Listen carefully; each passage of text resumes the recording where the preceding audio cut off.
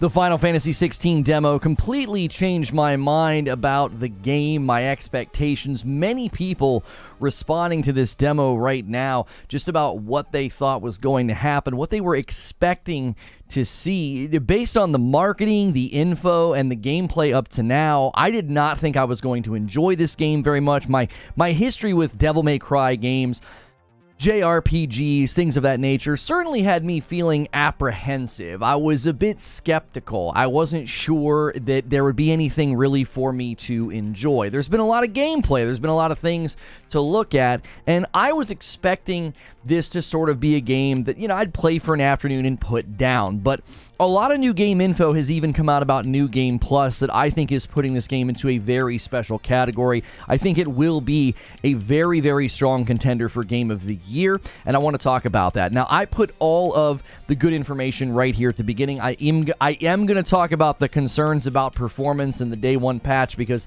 I think they kind of stepped in it a little bit. So I put all of the good information right here at the beginning so you don't have to go looking for it. Then I discuss it with the live stream. That's why the video is a little bit longer. So the Final Fantasy XVI demo turned me from a skeptic to an excited fan. I don't really have a history with Final Fantasy, and I certainly have never really enjoyed Devil May Cry or games like that, games in sort of the JRPG genre. But this game is truly delivering something special, and I firmly believe it's a strong Game of the Year runner. I actually think this thing is potentially going to take the lead in many people's minds. 2023 is shaping up to be a very, very tough year for all categories within the Game Awards. And first, I want to walk through my own expectations before going into the demo. I certainly was not expecting to enjoy it at the level that I did. That played a role in my enjoyment. So hardcore fans may not agree with some of my takes, people that maybe have been playing Final Fantasy games for a very long time. The second thing I want to walk through is my experience with the demo, the combat, the story, the Eikonic challenge that maybe you might have missed. You might want to go and play that after you finish the demo. And third, I do want to discuss the FPS issues and the fact that there will be a Day 1 patch. In light of the fact that this thing was marketed very strongly, Yoshi P is learning, I think, a valuable lesson in overhyping a game. I think maybe they oversold this a little bit. Now, that doesn't affect the quality or my enjoyment of the game if it can be fixed, and it seems as though that is going to be the case. Now, lastly, I do want to take a look at the New Game Plus details that recently came out. It is stout. It's not really something I've ever seen before with New Game Plus, and I think you'll be very interested for that information. Games like this certainly want to get that replay value, and I feel like they're swinging pretty hard. So up first, what were my expectations going into the Final Fantasy XVI demo?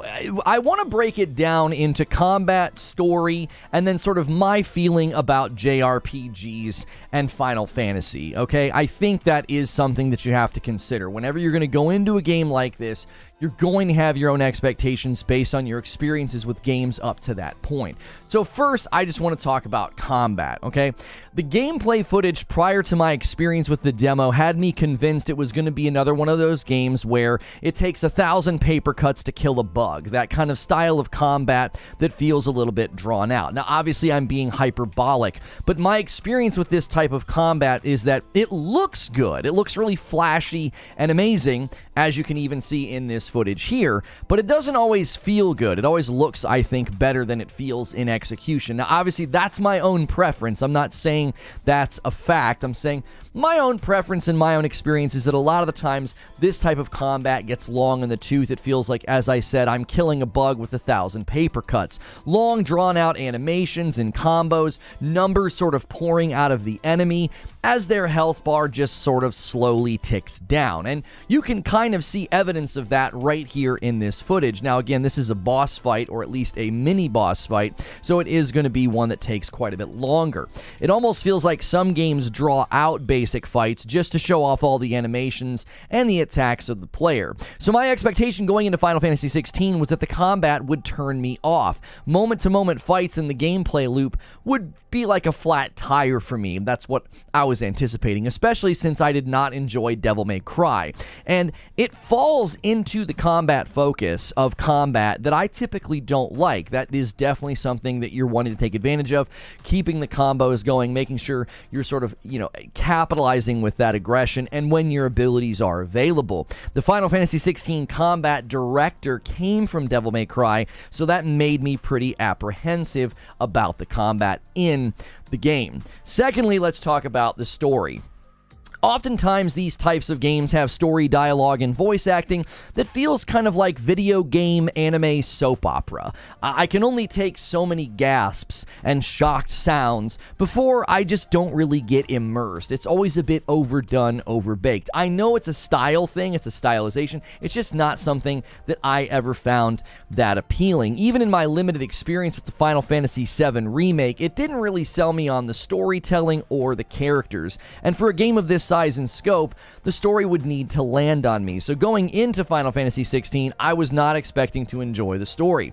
Lastly, just a little word about JRPGs. I know Yoshida said in an interview, he sort of expressed he doesn't like the term JRPG. I don't know what else to call games that I think are a very clear and different style and approach to both combat and storytelling. I do think there are fair comparisons to make historically between Western RPGs and JRPGs. I don't think anybody, for the most part, uses it as a pejorative. I never have. It's just a very clear difference in approach with respect to art and style, and honestly, the way that the dialogue and the stories are told. I think there's pretty clear divides between them, and I actually think that's fine. I think it's cool to see how culture and background influence art and storytelling. I just think it's very clear to me there are differences here, all right? But because of those differences, I always found myself pretty stigmatized against JRPGs, primarily because of my own journey. My own gamer journey with Western, more action-style RPGs was just, more of my preference. It kind of shaped my preference. I don't really even have a history with Final Fantasy as a franchise, right? Other than false starts with the Final Fantasy VII Remake and Final Fantasy XV. I false started in both those games, just never really went the distance. And Final Fantasy fans would probably say they understand why I had a false start in Final Fantasy XV. So those were my expectations going into the demo, from the combat to the story to sort of my history with JRPGs in Final Fantasy. So now let me talk about my experience. Okay, first up is combat. Now I'm going to talk about the Eikonic challenge completely separate from this, because the reason I want to do that is I knew from the first few minutes of the fighting tutorial when you're like a kid, I knew I was wrong about this game's combat. There was a tightness within the speed and the fluidity that just made it feel really, really good. Again, my concern was it can sometimes look awesome, but it doesn't necessarily feel awesome. To have responsiveness and crisp controls in the midst of all those fast movements and animations, I think is a real treat. I think it really adds to that moment-to-moment impact. You really feel like you're doling out damage and doing cool things. Obviously, the demo is at a part where the combat is very spaced out. It's kind of sparse. Many people are kind of concerned that, am I constantly going to have to be dealing with these cutscenes and this dialogue, or can I kind of get back to the action? I was kind of longing for that. I was like, man, I really just want to have a nice stretch where I'm just kind of doing nothing but fighting. And I think that's a sign that the combat is good, because there were times where I was just like, okay, I want to get back to the action here. The other thing about the combat that really struck me is how much of it seems to draw from other game types. The Devil May Cry influence is certainly there, but moment to moment with dodging and timing feels very Western action RPG at times. And also, I think there's some very strong fighting game undertones which make some of the 1v1 boss fights feel really epic. Maybe I'm off in left field here. I don't play a lot of fighting games, but I sort of feel like there's influence from fighting games in just how they queue up the fights and how they sort of progress. My only gripe about the combat is that perfect dodges and parries can be hard to time when there's a lot of colors and particles on the screen. It can be a little bit of a cacophony of fireworks. It's like I can't see what's going on. And so I do think that is one gripe that I have. I know that's a style choice and that's how they want the fights to look. Most fights did passive teaching through player feedback, sound cues. That really helped me adapt and improve in the middle of the fight, and that's always, I think, a great experience. You can sort of feel and apply newly acquired knowledge mid-fight, which is a really, really nice experience. I had that happen in this demo a handful of times. Second, let's talk about the story. Folks familiar with my content know I'm not really a huge story or reading in video games guy, right? I like to read books. I'm a big book guy, but when it comes to video games, I tend to not want to have to do that. But if the story is strong and if it's captivating, I watch every second. Games like Hellblade and Ghost of Tsushima are two of my all-time favorite games, and I love the story. I love the side stories. I love all those little sequences.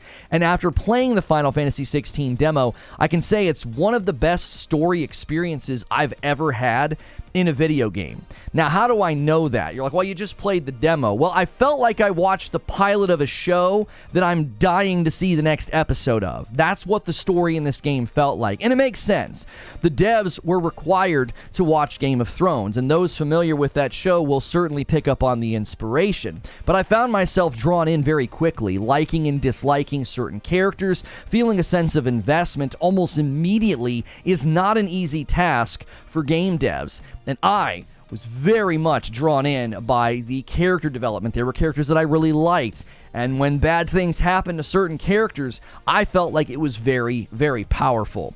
Lastly, let's talk about the Eikonic challenge. Now, you might not have realized this is waiting for you after you finish the main demo and the story. Go to the menu, scroll down, click on Eikonic challenge, and have a ball, okay? It takes about an hour. I knew it was going to be good because everybody was pestering me. They're like, you have to play that. They're like, you haven't really played the Final Fantasy XVI demo if you haven't done the Eikonic challenge, okay? They basically let you play through a section of the game as it's like further into progression, okay? You have 6 iconic abilities that can be cycled through. You have red, yellow, and green, and it is an absolute blast. You can kind of see it in the HUD behind me. I can't move my camera, but the way they set it up with the HUD and the UI, I think is brilliant. You know very quickly. There's almost like, it kind of looks like a traffic light. You've got 3 sections, 2 circles in each, and you know once the ability's ready, it kind of makes a little sound, and you see the little thing light up, and you can cycle through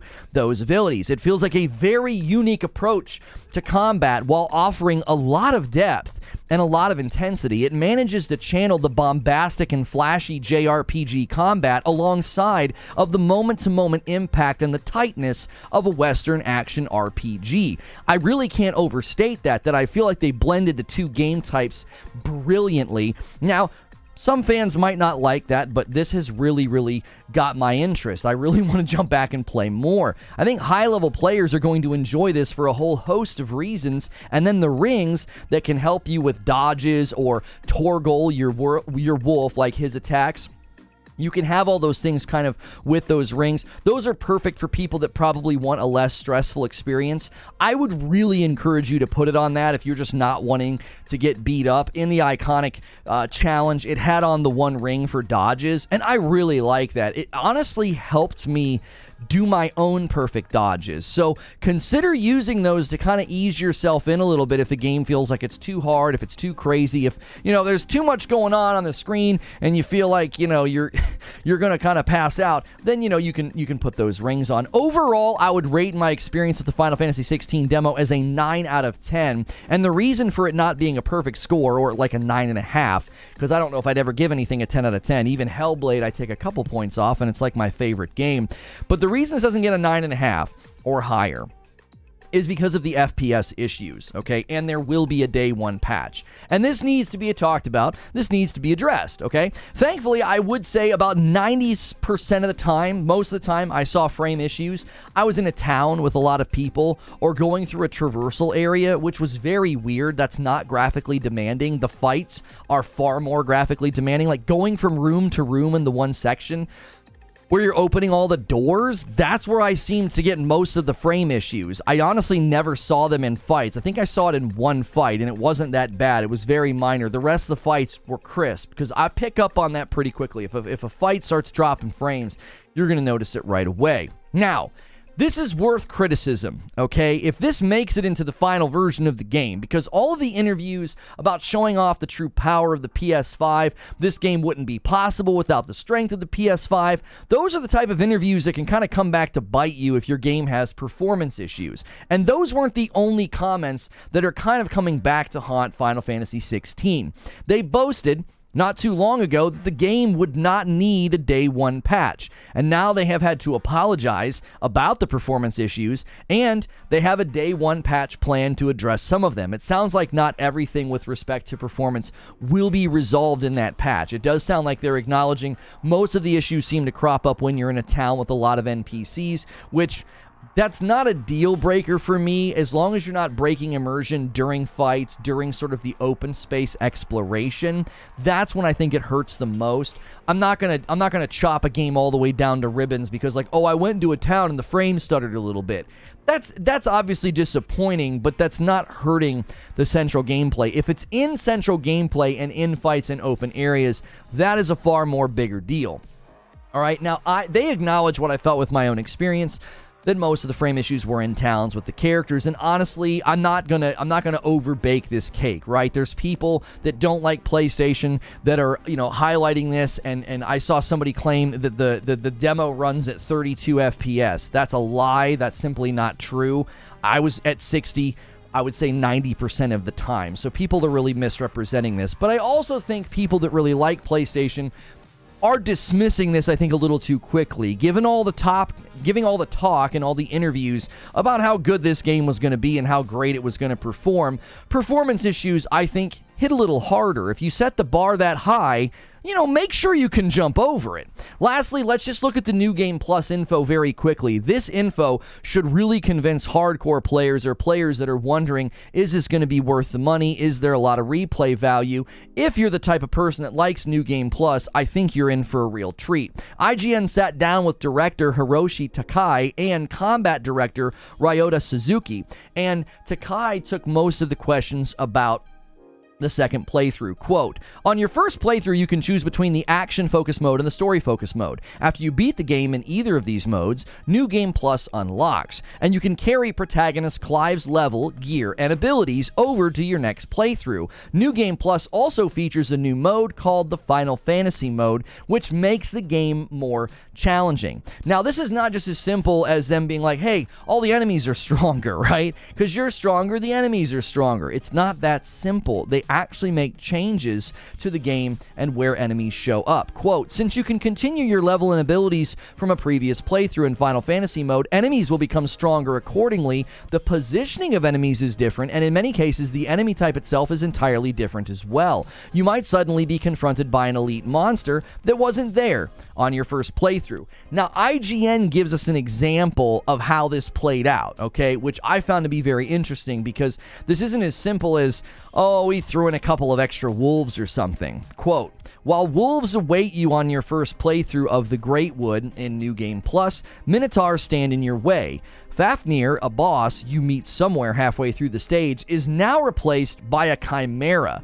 Different enemies, different bosses. It's gonna feel almost like a different playthrough. This is, I think, a good value for big fans or people that really like New Game Plus, people that want to go back through the game again. Now that you've got all those abilities, right, you really want to take them for a tour. That's always fun, I think, when you sort of have capstoned your character, instead of rolling credits and being like, that's the end. No, they take that character for a run through the game. But IGN goes with another example that confirms there will be a lot of surprises. Quote, one of the fiercer enemies you face at the inner sanctum of Drake's Breath during your first playthrough is a towering enemy that wields a heavy axe. Having to face two of these brutal enemies at the same time in New Game Plus would be one thing, but one of them is instead replaced by an iron giant, one of Final Fantasy's most iconic baddies, which made its first appearance in 1988's Final Fantasy II. And Takai responded to this and said,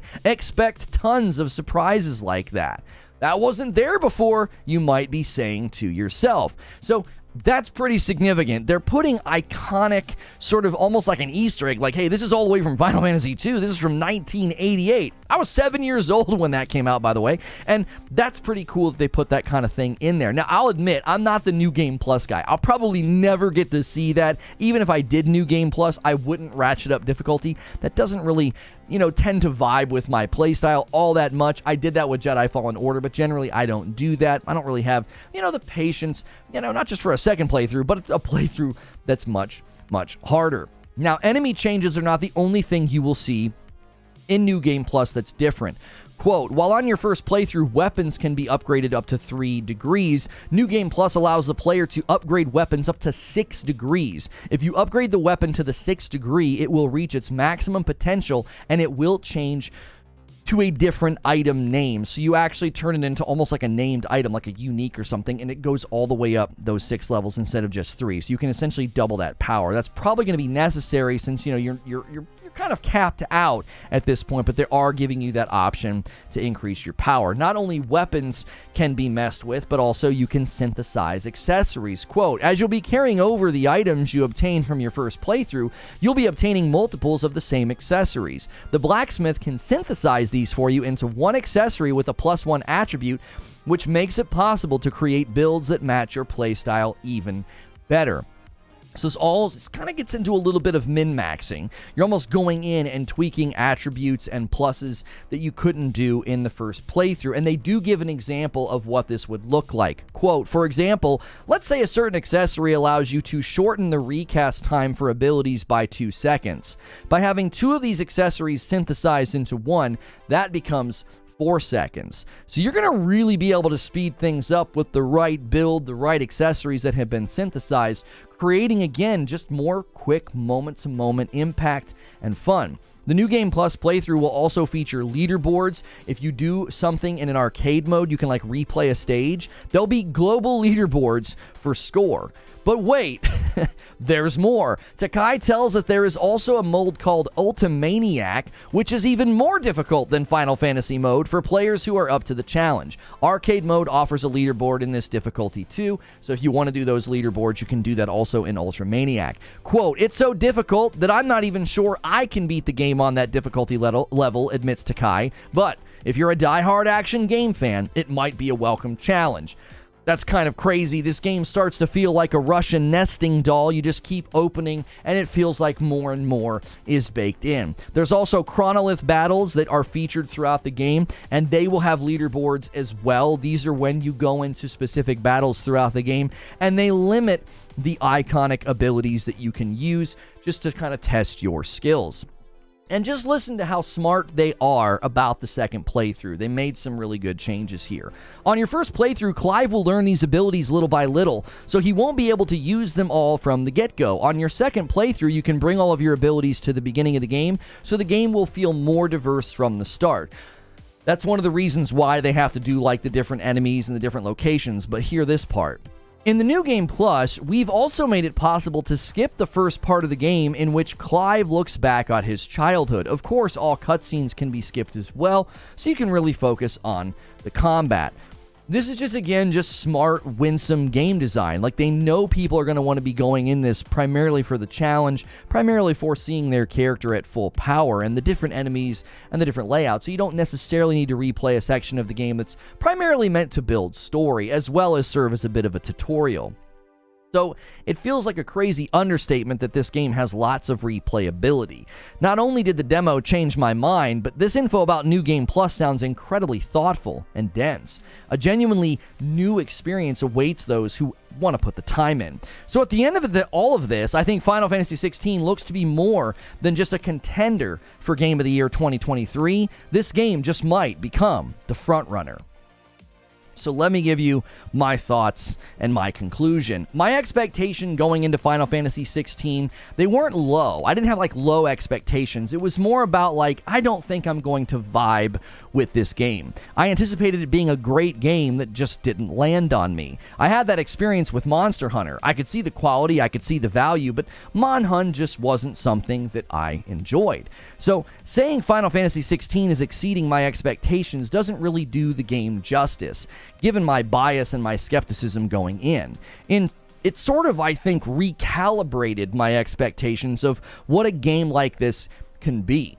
Going forward, more and more games may try to blend Western action RPG style and gameplay with the more JRPG style of storytelling and epic music and sort of the way combat looks, but then it also feels so good. Second thing I want to say is the thoughtfulness and the depth that they put into New Game Plus is certainly a sign of care and passion. I certainly hope they bring that same energy to fix the frame issues. The FPS drops were both overstated by one side, but also downplayed by the other. They were there, and after all the marketing and the interviews, it's fair to expect little to no performance issues. A stutter here and there, or a slight drop of frames in a town, that's not a deal breaker, but they certainly set a high bar prior to the game launching. Here's my conclusion. We're already seeing the pre-order numbers take a sharp turn up in the wake of the demo's praise. That's exciting to me for more than just because, oh, I like the Final Fantasy XVI demo. It's exciting because I've been wanting a culture of demos and game trials to get a foothold in the market. It makes for better and informed consumers, and it makes for better purchases. And when it comes to the Game of the Year discussion, I continue to think that this year is stacking up to be a very competitive one, all right? I think folks might spoke a little too soon about, oh, nothing is going to beat Zelda. Similar to what I said about Starfield, and this was prior to Starfield being, revealed to be 30 FPS on console, if Final Fantasy can nail the performance in this game, we may be looking at the Game of the Year for 2023. And that is the show open. Thank you guys so much for being here. 25-minute show open. That one came in a little bit shorter. The New Game Plus info was just so dense, and we are live on Kick today, right? We are live on Kick. Kick's making some power moves. They made some good changes on the back end, so I thought, all right, we'll go back to multi-streaming over there. Hopefully their ingest servers can calm down. I haven't dropped any frames yet. The last couple times I streamed over there, we were dropping so many frames. I didn't actually like that. I didn't like seeing that, so we'll see. They're looking for people to work with. Now, I would obviously never leave YouTube, but we'll see if we can't get these guys to talk to us. Let me take a look at anybody I have to thank that might have done something during the show open. Kill You hit 29 months, and it's a VIP. Welcome back, my friend. Enjoy all the dope stuff. Guys, if you haven't done so yet, there's almost 700 of you here. Press the like button. If my frames look a little bit different, it's because I'm wearing the larger frames. These are they call them Sandbox, but they're Augment. Their Sandbox Augment. The Augment glasses coming from Gamer Advantage. We always want to kind of highlight a sponsor, so check out gameradvantage.com. Use code LONO if you're looking for blue light blocking glasses. These are the lightest, most comfortable frames you can get. They're great for people who have to wear glasses and headphones. Lots of different styles. These are the kind that do come on with the clip-on sunglasses with the magnet. They're awesome, so be sure to use my code over there. 17 months from MickD09. Thank you. And let's get the member goal up there. Every 25, I gift 5.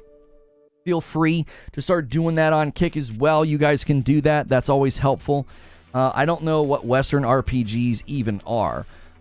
Well, Western action RPGs are more in the vein of like a Horizon Forbidden West or like a God of War Ragnarok. I'm trying to think of some others that I've played that I just really, really like. I would even say Sucker Punch's Ghost of Tsushima was more Western in its design. It just felt more like...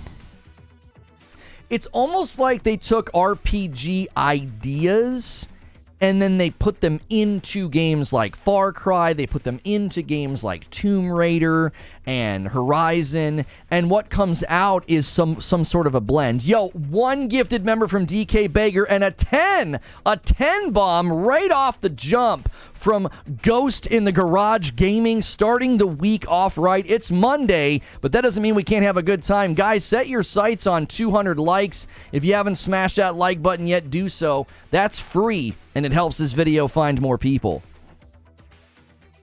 The combat director also did Marvel vs. Capcom 2. That may be why you felt fighting game vibes. He said he had some inspiration from it at times. Yeah, subtext, I'm glad that you said that, because I was like, man, this game has like fighting game vibes in it. Like when it's a one-on-one fight, it felt sort of like some of the stuff I've seen from Street Fighter 6, some of the stuff I've seen just from fighting game commercials in general. I was like, yeah, this is a vibe. Like, I like this. I felt as if the fights mattered, you know, especially once you have all the iconic abilities. It takes a really, really fun turn. Joker Quinn is going to push the count by 1 up to 12. Thank you so much. Inching it towards the 15. Lono with this new game plus sounds like the devs are doing the old Japanese Master Quest kind of approach to a second playthrough. I think that sounds great. Yeah, the new game plus info, and Darth Nihilus comes in. He says, it may be Monday, but that doesn't mean we can't flex. And he pushes us all the way to 22 members. You guys are absolutely insane. Members, I hope you enjoyed Friday night. We got a little bit of a later start because we were on Crossfire again. If you missed that episode, it was a great episode. Me, Brap, Mooch, Forte, and Broken Games was there, and we had a great time, so be sure to check it out. Cardoc Ren, and we 30 minutes in have already hit the first 25 members. I already owe you guys 5 members. We're just now 30 minutes into the stream, and you guys are bringing the heat. 27 gifted members already. If you get a gifted membership, make sure you check out all of the members only content. My wife and I hung out with you guys on a Friday night. I brought the table in. We played some games. We played some like board game, card games. I hope you guys enjoyed that. A little bit of a different vibe. Oh, let me turn on my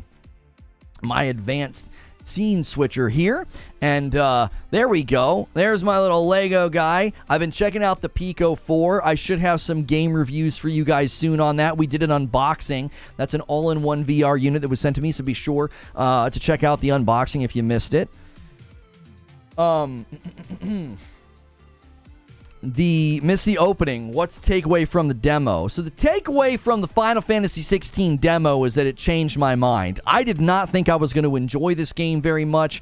This seemed like it was going to be a game that I would play for an afternoon, show it off, and then put it down. We have 15 viewers on Kick. This is why I wanted to come back over here and do a little bit of a multi-stream for you Kick boys. So keep it coming. You know, maybe consider gifting some subs and some members over here. Get a ball rolling. It might bring some more people in. Techno Tyrant with 8 months. The Western-style RPG is Skyrim. It's all Skyrim with different paint jobs. Skyrim is the eternal Western RPG. Love it or hate it. It'll be on the PlayStation 6. Yeah, I actually think that's good, Techno, to go back to Skyrim, because Skyrim, Javier comes in with a 10 bomb. It's a 10 bomb gifted member train. People are just doing 10s. Ghost in the Garage Gaming does a 10. Darth Nihilus does a 10. And now Javier Cotto does a 10. And Helix with 17 months at a VIP. Happy Father's Day, Lono. Enjoyed my first Father's Day yesterday with a weekend trip to the lake. Hope you had a great day. You deserve it. If you guys didn't see the picture, my wife nailed my gift. It's one of the coolest things I've ever seen. It's like, how many books is in that set? It's The World of Tolkien. These books are incredible. It's a 7-book series. It is awesome. Out of coffee 30 minutes ago. My wife drank her coffee too fast this morning. So make sure you guys get your coffee orders in as well. Let me turn on the coffee alert audio. It should pop up on the screen. If you guys order, you can always go to reforgeroast.com. Cardoc Ren with 29 months, and it's a VIP. Happy to see the success you hoped for. Hope you had a good Father's Day. Man, what a difference a couple of years make. You know, 3 years ago was probably the worst Father's Day weekend of my life, and this weekend was Perfect. Hung out with the kids. My kids got me really sweet gifts. My son got me a Dark Trooper. He was so excited. He was so excited to give me this Dark Trooper Funko. So I told him, I said, that's going in the office. So that is here with me. My daughter got me like a father-daughter journal that we're going to do together. It's really cute, like ask questions. It'll be fun to look back on, when we're older. It was awesome. It was a great day. Anbu comes in with 11 months. Happy Father's Day. Hope everyone has a great day. Appreciate that so much, Anbu. Thanks for everybody who is keeping their memberships here. Thank you to everybody who is upgraded to VIP. We almost have 350 VIP. Well, not almost, but we're working on our way to the next goal of 350. And if we hit that, Creature and I have to play another game. That's an unfiltered thing. We only do that on Fridays, so we do one thing a week. Narwaffle just subscribed over here on Kick, hitting a 3-month milestone. Thank you to those of you who double dip and do memberships in both places or gift membership in both places. You guys are absolutely insane. We might be able to make a little bit of run over here on Kick, man. They're putting some money behind this platform. We'll see. Did the umbrella not arrive? I posted you one from the UK. Hilly, are you kidding? I have not received an umbrella yet. I hope you're joking, because hopefully it's not like lost in the mail. It's not Souls gameplay. It's not Western. Souls gameplay is not Western, says T-Bone. Just because you can block with a shield like a knight doesn't make it a Western unless you're talking about the setting. Yeah, gameplay, in my mind, when I think of like Western action RPGs, it's more of like the Spider-Man, the God of War, the Ghost of Tsushima, the Horizon, even Infamous, games like that seem to have borrowed some of the ideas from like a Skyrim, skill trees, abilities. Even the Far Cry games have kind of implemented some of like a Western, more RPG. Oh, you were just kidding, Hilly. Okay, good. Skeeter with a month of membership says, after playing the demo, I feel like they purposely stunted or shortened Forspoken developments to boost Final Fantasy XVI from magic usage even down to icons. Completely different development teams. So the theory you have just doesn't have a lot of legs. They're completely different teams, homie. I am Melee with 18 months and a VIP. It's been a long road. Glad to see you're blowing up. Keep up the great work. Thank you, I am Melee. Shiny Red Flag with 4 months of memberships. Thank you so much. Man, y'all from Kick, you guys that run Kick, are you hearing me constantly thank memberships over here? Man, I don't even have 30,000 subscribers yet. It's almost like I really understand how to grow something like this. Maybe we should have a conversation. Put me on your strategy team. That'll work. I mean, I don't need an XQC contract, okay? I'm not worthy of it, all right? XQC's a Leviathan. I don't need a $100 million contract. Just bring me on board on your strategy team. I'm about as motivated as Trainwrecks for similar reasons. Those games are action adventures. They wouldn't be considered Western RPGs in this discussion. That's why I said Western action RPG, Eugene. It's like a blend, right? I wasn't calling them necessarily. Brain Eclipse, thanks for renewing your subscription over here on Kick. I was more saying they were like action games that had been infused with some of the Western RPG ideas. That's why I said Western action RPGs, right?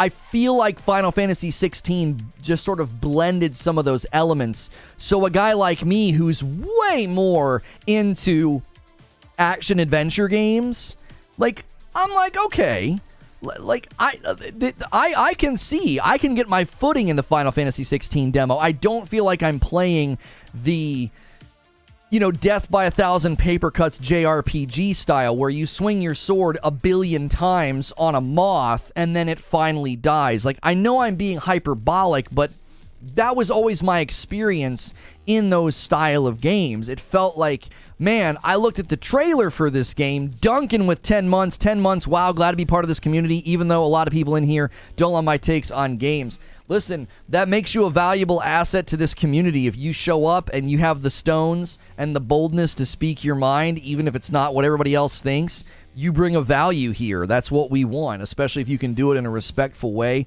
That makes for great streams and great conversation. Good to see you in the chat feed. Thank you so much for being here. Lono, I downloaded the demo last night. I was going to play it today after work. Is it worth the time? Homie, it is worth the time. Listen, Creed, the game comes out this week. You got a couple of days to play a demo that costs you nothing but time. Check it out. You will know whether or not you should buy this game. They let you play basically the intro prologue tutorial area, and then they let you play a further section in the game to get a feel of what your character feel like once it's been leveled up, once you have a bunch of abilities. I think it's a wonderful sampling of what you can expect from the game. Thrifty says the Final Fantasy series has always been one of the most innovative in gaming history. Thrifty, good to see you in the chat. I don't necessarily disagree. It's just that they never landed on me. I tried Final Fantasy 15. I tried the Final Fantasy VII remake, and I was like, huh. And I'll tell you one of the things that really rounded out the Final Fantasy 16 demo for me. Let's say I love the combat, okay? Let's say I absolutely loved the combat, and I found it to be great. But if I didn't enjoy the story, or if I felt like the Final Fantasy 16 story was a little, overdone, the gasping, like that trope and trend that you see in these types of games never lands on me. I don't like it. I feel like I'm watching a video game anime soap opera, ay Dios mío. It's like, I know they don't say that, but you get the point that I'm saying.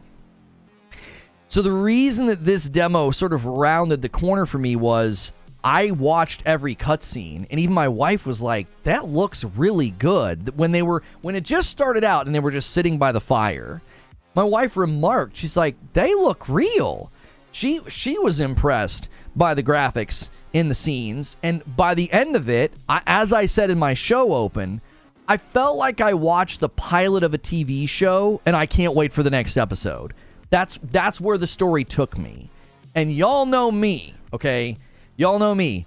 I am not dialogue cutscene read guy. I don't do that, okay? Unless the story is gripping.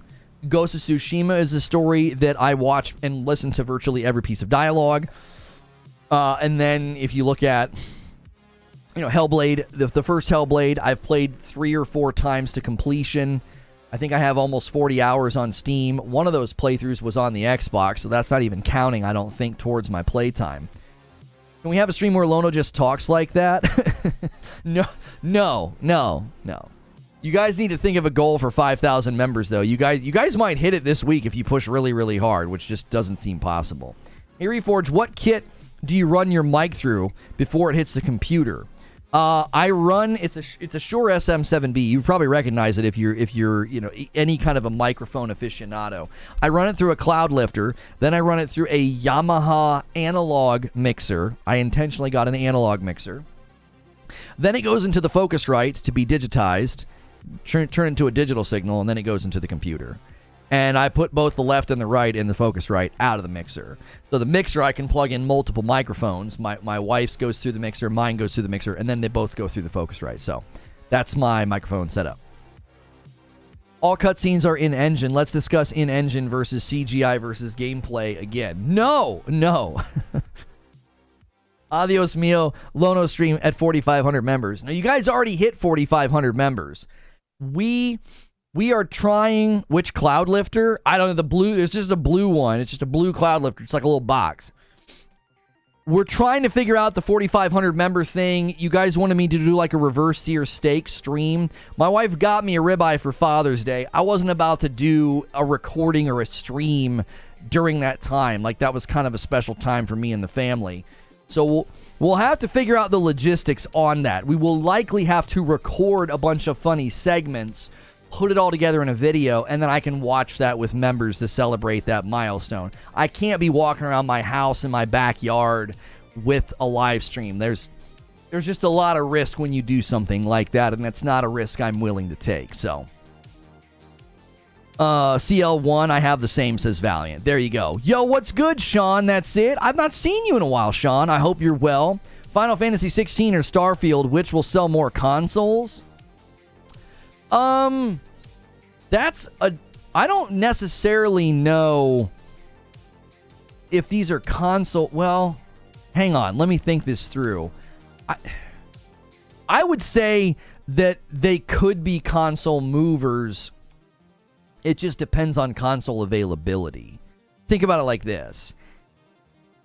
People that are buying PlayStation 5s right now were probably going to do it regardless of Final Fantasy XVI. The demand for the PlayStation 5 is so high. They were already going to do it. Now, in the mix are people that are really looking forward to Final Fantasy XVI, and they were also probably already planning on getting a PlayStation 5. Does that make sense? Final Fantasy XVI has a bundle. So I don't know. I think Final Fantasy XVI will move more consoles than Starfield. But Starfield's at a disadvantage because you can play it on PC on Game Pass, right? Like, that's not really a discussion I feel like having. I don't necessarily feel like interjecting some kind of a comparison into the conversation. They're just such different games. They appeal to different audiences. One of them's a long-standing franchise. I don't really think that that's a conversation worth having. Are you going to sell other coffee products, chocolate-covered coffee beans? No, I don't think so. I don't really see a reason to do that. Kickstream is like a whole YouTube. I'm not sure what you mean, individual. If you guys are enjoying watching over there on Kick, make sure you hit follow. We're nearing a milestone over there of 300 followers. Currently got 23 viewers. That's way more than we did the last time we were streaming over here, so I feel like Kick's making some good moves.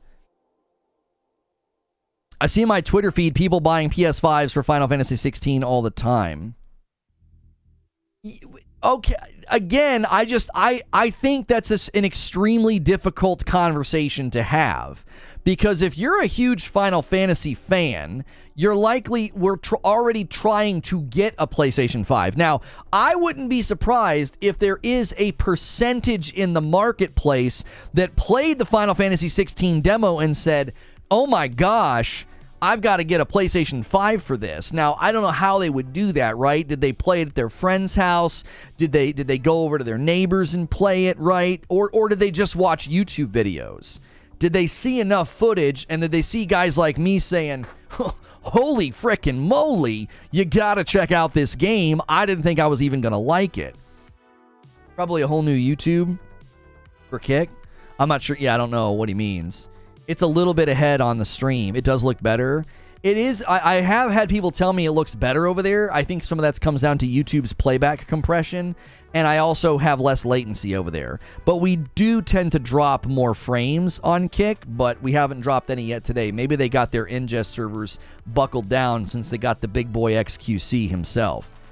I played the Final Fantasy XVI demo and loved it, and liked the fact that they let your progression come over to the game when it releases. That was such a good decision, and do you want to know why?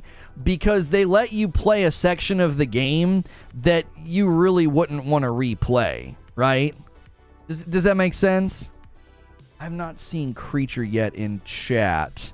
Did you see the vid in frame yesterday? I keep forgetting to DM him when I throw a vid in frame. I have a good upload today for you guys, but I don't know. Father's Day, he might have been busy yesterday and didn't see it. It's not a fair comparison. A PS5 exclusive at least for a year, or a game that is same day release on PC. I just don't think we can have a productive conversation comparing the two games. I think we can have better conversations about the combat or the story or the new game plus. You know, I think those are better conversations to have.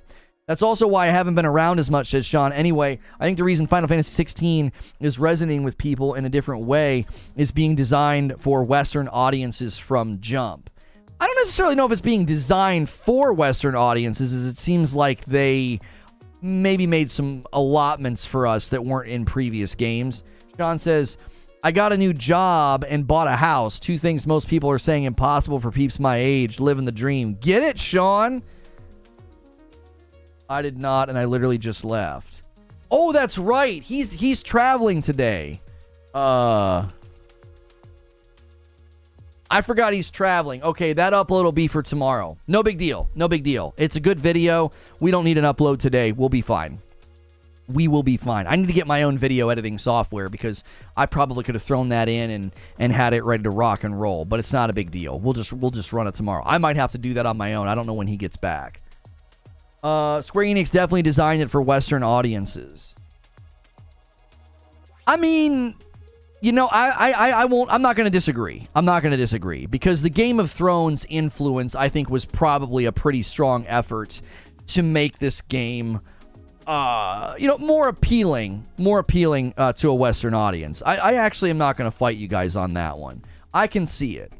I can definitely see the attempt to say, let's not have this feel so much like a classic Final Fantasy JRPG. Now, I know Yoshida doesn't like JRPG.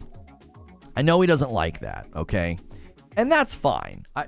I get where he's coming from. I only use it because I'm not quite sure how else I'm supposed to distinguish. There's pretty big differences between the long-standing sort of tropes, themes, and gameplay and storytelling approaches of JRPGs. There's pretty clear differences between how they, tell a story in a JRPG and a more Western-style RPG like a Skyrim. And that's not a big deal. I don't think that... I'm not doing that as like a pejorative or like a, oh, those aren't as good, or oh, I don't like those as much.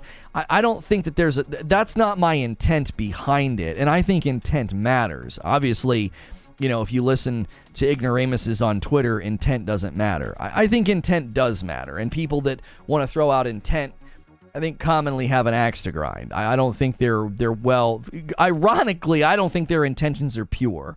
When you want to say, well, intent doesn't matter. I think intent does matter. And in a conversation like this, my intention's merely to draw the distinction and the comparison to be like, yeah, these approaches to game design historically have been quite a bit different.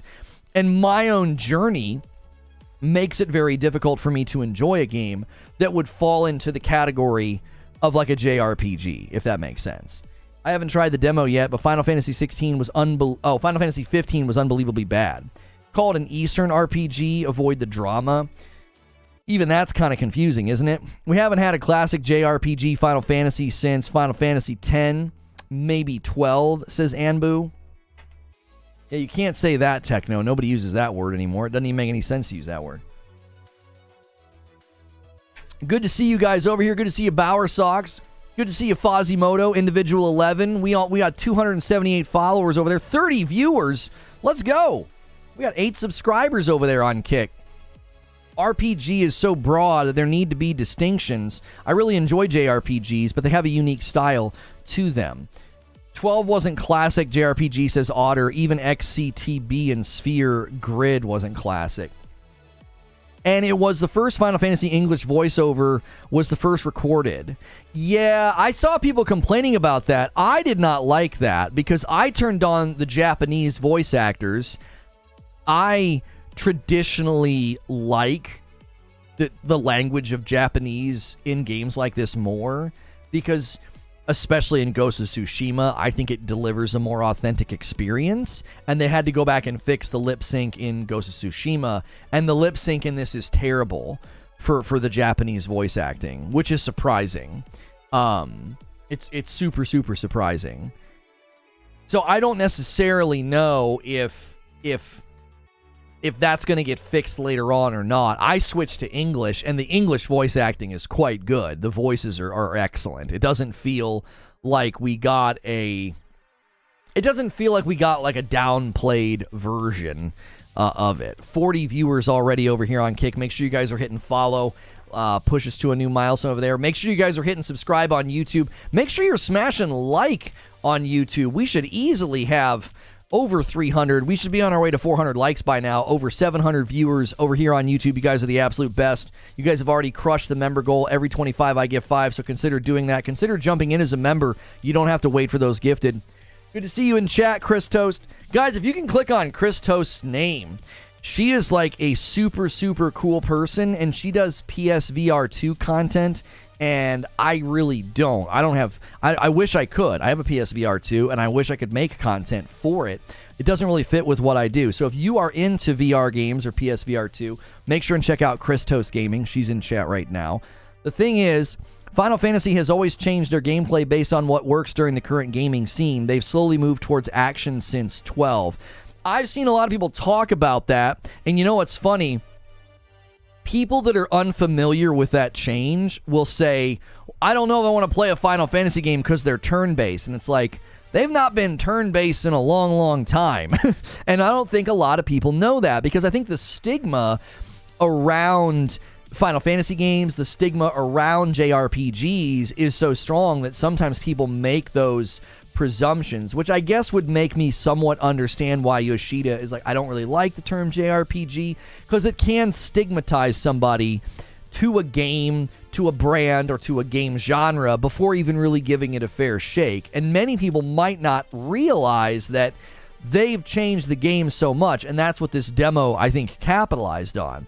The Final Fantasy XVI demo really capitalized on the idea of like, hey, you can try the game out, see if you like it. And I think that was a big win for them, because pre-orders, you know, people were saying, oh, the pre-orders were lower or the pre-orders weren't as high, and then now they're seeing a big uptick from the demo. They did the English voices first. Yeah, I was responding to somebody on Kick that said that, Solemn, that they had recorded the English voices first, and I said that I kind of noticed that when I had it on the Japanese voice actors. I was like, yeah, it doesn't look as good. They're not, it's not lining up. Eugene says, people are calling the demo a masterclass in marketing. What do you mean? It's got all kinds of credit from all kinds of corners in the industry. What's he saying? People are not giving the marketing of credit with how the demo ended. It left you wanting to know more. Very clever use of the demo. Sounds like Plumley's is praising the demo. Would like to see platform... hang on. I can't see all of chat. How do I pop that out? Can I drag? No. I can't see all of chat over here. Come on, Kick. Drag it. There we go. Pop out chat. There we go. Now I should be able to see what everybody's saying. There we go. Boom. Yeah. Would love to see this platform succeed, just out of pure disdain for the purple platform. Also love the creator gets 95. Yeah, when you guys go kind of crazy over here on Kick, it's super, super nice. It'd be awesome if we could kind of develop, you know, two bases of support. Obviously, YouTube is the main base. I don't want anybody feeling like they need to move to Kick. Zoltan says, hello, Lono, the man, the legend. What's good, Zoltan? How are you? He said it's not getting enough credit. Oh. He's saying it's not getting enough credit. You're saying it's getting credit all over the world. Oh, I see. Yeah, I actually think it's getting quite a bit of credit. Jazzification, with 12 months of memberships in a VIP, will finally pull the trigger on a PS5 because of Final Fantasy XVI. Chris Toast says, yeah, the demo kills this. I tweeted that people judge it for the game, and it's not its Final Fantasy title. Right. What's interesting in that discussion, Chris Toast, I feel like you talked about this a little bit in one of your tweets. Maybe not. Maybe I'm misremembering. There are people that are being like, well, this isn't a Final Fantasy game. This isn't a Final Fantasy game. And it's like, oh, come on. The games like this are allowed to change. They don't need to stay locked in time or locked into, you know, a certain type. Can you start up on Kick and monetize, or there's prerequisites? We had to hit the prerequisite of like, you need like 75 followers and like so many. I needed 75 followers and I needed to stream for 5 hours and I was monetized. Now I'm hoping to get be confirmed. My verification, I need to reach 20 subscribers and then I need to reach an average of 75 viewers in 30 days, and then I need to stream a bunch. So if we can start to hit high averages over there of view count and sub count, that would be amazing. So yeah, we need to try to maybe push a little bit over there to get that, because that verification will probably help you get better discovery on their platform, I would imagine. Thrifty says it's 100% a Final Fantasy game. Techno says, the return of the demo, remember in the mid-2010s where the demo was dead, people love to be able to try before you buy. Who doesn't like a free sample? Eugene says, I don't know if it could be getting any more credit and praise than it is. It does seem to be getting, unanimous and universal praise pretty much everywhere. I would agree with that. Final Fantasy as a game series is way more than just turn-based combat. I actually don't even know if people were upset about the absence of turn-based, Thrifty, more so than it was like, this feels like a big departure in style, substance, and storytelling, which Final Fantasy 15 certainly, you know, had its own unique approach. Kick's interface is literally the same. Well, if it ain't broke, that's right, baby. If it ain't broke, don't fix it. We're doing pretty well over here today. 42 viewers. Thanks so much for tuning in. People are saying that Final Fantasy should only be turn-based, or just like saying Mario should only be 2D side-scrolling. Yeah, I don't know why you'd be fighting the turn-based fight anymore, because it's just... Listen, I'm not going to sit here and slander or smash on turn-based, okay? But it just feels like it existed at a time where they were limited technologically, and maintaining turn-based... I get that people like it, but man, oh man, do I just not. When are you cutting off the beard? In July. Anytime you guys earn a big goal like that in a month, I will do the reward the following month. So you guys hit all those member goals in June. We'll celebrate all those things in July. It isn't medieval stories or how Final Fantasy got its start. This is a return to form as far as storytelling. I would agree with Thrifty on that. If people think that the medieval setting is a huge departure, I don't agree with that. You go back and play the original, it very much is medieval, very much so. People's favorite Final Fantasy tends to be 7, 9, and 10 on the OG Action Time Battle System, ATB. Final Fantasy 16 and Final Fantasy 7 Remake are just iterating on the new foundation of 13 and 15. Yeah, I forgot about the Action Time Battle System, because that was like a hybrid in between action and turn-based, and I think some people liked that. Maybe they liked that it was more of a blending of styles as opposed to, you know, just a complete and utter change. So, you know, I can see why people might not like it. They feel like maybe it's too big of a departure, you know. I could understand people being a little upset about that. Thanks for all the followers over here on Kick. Nearing 300, that's amazing. Nearing 50 viewers, that's crazy. Over 700 viewers on YouTube. Make sure you guys are hitting subscribe over here. Subscribing is free, by the way. If you hear me talking about membership, that's not subscription. Subscription is free. Membership is something completely separate that's $5, and it gets you into a bunch of extra content. You could argue they stayed on ATB way too long. Active time battle is just a subtype of turn-based. If you miss a turn, it's still turn-based. Yeah, I didn't like ATB. I remember trying it once, and I was like, huh? And I remember also seeing it in a trailer, and I thought, no, miss me with that, bro. That's like, that feels like, again, it just felt like turn-based. It felt dated. I love Final Fantasy 12, but I'm going to give 16 a shot tonight. The gameplay is finally at the point where I always imagined the game's being, says Eugene. I can't be the only person that felt like in times past, you'd see these trailers of gameplay, and you'd see this combat, and it would look insane.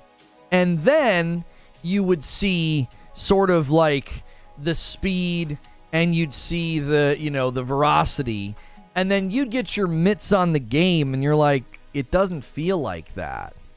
It feels like I'm punching a pillow. It feels like I'm, as I said in my show open, it's like, it's going to take 1,000 paper cuts to kill this moth. You know, my sword is swinging like crazy, and there's numbers just pouring out of the enemy. That element is certainly present in Final Fantasy XVI, but I feel they cranked it up so strong with the action element, right? The action element, like the moment to moment, the abilities especially, it doesn't feel like it leans too heavily on that. Did Kick fix the frame drops? We have been streaming for an hour. We haven't dropped a single frame, so I'm hoping. There were a handful of days we streamed over there and didn't have any frame drops, but virtually every time I would stream over there, we'd have tens of thousands of drop frames. And I'm like, that's not me. I've got very solid internet, so I assumed it was their ingest servers. I've streamed on both of my AT&T and Spectrum over here on YouTube, and I never had that many drop frames, so I was assuming it was something going on with their ingest servers. ATB did not keep you on your toes. You can play ATB in your sleep. It feels like you are hitting. Yeah, it feels like a little bit more. It just feels punchy. I think it feels good, you know?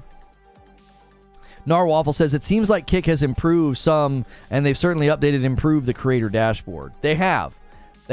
So we're back. We're back over here. I saw them make some moves last week, and I thought, okay, we'll go back over there. The last couple times I streamed over here, I had like 3 people hanging out, and I was like, this doesn't seem like it's worth my time. Just come over to YouTube. But when I got 50 people watching me over here, especially if you guys start subscribing and supporting the channel over here, I'll do both, definitely. I know people who can't stand turn-based and people who love it. Turn-based feels more tactical and planned, basically a strategy game. Action's more fluid. You stay in the motion. DK Bager gifts a member over here on YouTube, taking us to 38 on the day. Thank you so much, DK Bager. How many subs do we have over here? 8. We have 8 subscribers over here. What do we need for the thing? I forget what it's called. The verification. I think we need, I forget what the number is. For verification, you need 20. We need to hit 20. So we came close. We hit 16 at one point. I would say the founder says 2 days ago 600,000 people signed up, so you should see bigger viewer base. Yeah, they're starting to kind of bring viewers over, which is good. Persona 5 is turn-based, feels really good, says Raphael. I tend to prefer turn-based as slave to the system. Call me stubborn or a relic of my own nostalgia to my upbringing of classic Final Fantasy games. I did enjoy Final Fantasy VII Remake, however. There is one game with turn-based... No, I'm sorry. There's 2 games with turn-based combat that I felt were enjoyable. Number 1 is Super Mario RPG, which is ancient at this point. I remember really, really liking that. And then I also remember really enjoying Child of Light. Child of Light was one of the few turn-based games I really, really enjoyed. I thought it was a great game. And I'm sad they're not ever going to do a sequel as far as we can tell. It's like Devil May Cry, watch Maximilian do gameplay. The demo that we all played is a year old. It's 3 versions old, so a lot of the frame issues will be addressed in the updated version, but they're also having to do a day 1 patch. Now, they did originally say there would not be a day 1 patch, but there is. No option to go VIP over here, so none of the bonus content. Well, I mean, you're literally supporting over here on Kick just to be nice. Like, I don't even know if they're going to let us do different member types or different stream types over there. I have no idea. We'll see. We'll see. If they give us the option of doing that over there, then I'll certainly consider doing it. Can I just say how much fun I had on Friday night with Madam? Haven't laughed that hard in a long time. If you guys missed Friday night's stream, man, Doc Dark stopped by, and he was going back and forth with me and Madam about Halo, and it was hysterical. I couldn't breathe. You guys need to go watch that one. Lono could never play Divinity. I don't know what game that is. The best turn-based RPG is Divinity Original Sin. Yeah, I probably wouldn't like that. Can you carry us to the next stream on Kick? No, and I don't typically do that over here. There's not really a need to do multiple streams or do redirects over here. It's a very different vibe. The reason I do that on YouTube is they're literally separate videos with their own descriptions and thumbnails. That's why I have to do that on YouTube. They said the game would be playable day 1, not needing any major update, but small things like performance and quality of life were going to happen. They pretty much said there'd be no day 1 patch. Billy says, see? So somebody that says they don't enjoy turn-based games and almost never play them, and you're like, well, he'd never be able to play this game. Is that really a strong prediction? What are you going to say next? That I'm not going to play Street Fighter? Yeah, I don't like fighting games. Your prediction powers aren't that impressive. I'm like, yeah, I really don't like those kind of games. Of course I wouldn't enjoy it then. You would have liked Final Fantasy Tactics. Mario RPG was a lot like it. Turn-based combat with awesome animation sprites. Pretty sure the demo was version 1.01, and the version the press played last week is 1.03. That's what we are hearing, yes, that we were playing a 3 version old game when we played the demo. You dissed Baldur's Gate 3? I don't think I dissed Baldur's Gate 3. I just have no desire to play a game like that. I'll be honest with y'all. I don't see why anybody gets excited for that game. I don't see anything. I didn't see anything special. I see a game that looks really dated and stuck in time. You know, you Xbox guys aren't missing out on much, as far as I can tell. You know, I'm not trying to besmirch Baldur's Gate, but I didn't see anything that impressive. I was like, cool, a really dated looking RPG with turn-based, neat. I'm not gonna play that game. The people that love that game and the people that are excited, more power to you, baby. More power to you. You want to play a game that looks like it came out 7 years ago? Go for it. Like, I don't. I don't get this channel disses every game. Strap in for the outrage. Or do you mean we should strap in for you lying and saying things that aren't true? This stream is literally called The Demo Changed My Mind. I literally said during the Starfield Direct that if they could nail performance, it would probably be Game of the Year. I'm not sure what you're talking about. Disses every game? That's not what we do here. I didn't even diss Diablo the other day. I just said I'm bored, and I gave a platform to somebody who was loving it so we could have a back and forth and a debate about it. You sound like somebody that came from Twitter that's trying to bait a reaction. Do you feel like you've gotten the reaction you hoped for? I can't wait for the I was wrong about Baldur's Gate video. Oh, I'm never gonna make an I was wrong about a turn-based game. I don't play them. I have no desire to play turn-based games. I know that I won't like it. I know that I won't. You could boot up something right now and tell me, like, XCOM games are another good example. As soon as I see a game is in the XCOM style, I'm like, yeah, I'm not gonna play that. Like, it's good to know what you like and what you don't like. You don't waste your time, you know? I'm not going to like that game. I'm not going to waste my time on that. Dissing every game. Lono's made a century's worth of Game of the Year videos. Yeah, this could be a Game of the Year. Yeah, I just did that the other day with Lords of the Fallen. I have an entire stream about how Lords of the Fallen could be the future of Souls-like games, and it could be a Game of the Year contender, you know? Prologue had more characterization and story than a good number of games out there.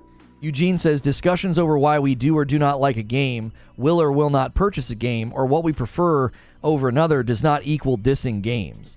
Well, it equals dissing games to people with tiny brains who live terminally on Twitter, you know? I'm telling you, man, y'all are a special breed that come in here and think you know me because somebody on Twitter clipped something. Like, you are a special breed of dumb. I expect Final Fantasy XVI to sell 2.5 million in a week and 8 million of its lifetime. I could see it as a top-tier Final Fantasy game. I don't really get into sales predictions because it's so hard to know. Market saturation of the PlayStation 5 is looking very promising. It is looking very promising, but I think it's hard to predict. It's really, really hard to predict sales of a one-platform game sometimes. It just is. One of the challenges, I think, is demand, especially for a Final Fantasy XVI. Demand is sort of crossing the ocean, and I don't know if traditionally that would have been as strong. Like, I'm not an expert in Final Fantasy's regional demand breakdown, but I feel like, you know, historically, it would have been a bit of a divide, and I don't know if that divide exists anymore. So it's really hard to predict where this thing's going to land sales-wise. I think it's one of the harder games to make that prediction because it's a single...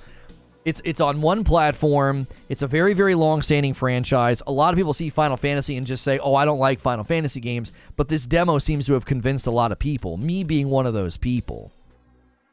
Should sales even have weight when it comes to Game of the Year? I actually think, yes, sales should weigh in a little bit. I don't think it should be completely ignored. Does that make sense? If a game is getting 8s across the board and it was insanely commercially successful, you've got to consider that. I don't think you can ignore the commercial success of a game and be like, no, that shouldn't be a factor.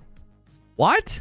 Are you kidding me? It should be a factor. Yo, thank you, Paul, for 2 months of subscribing over here on Kick. You just took us to 9 subscribers. I think it should be considered. Now, it shouldn't be a large deciding factor.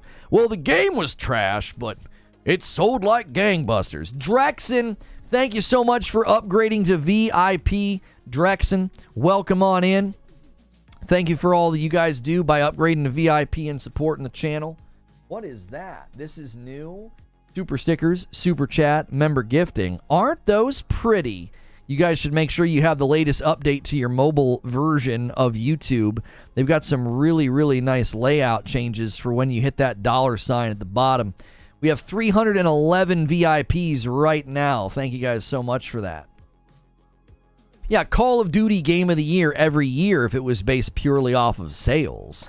Nobody would compete. Another gifted member from DK Bager. He's trying to set up that layup, trying to get it to 40, and somebody can slam it home with a 10 bomb.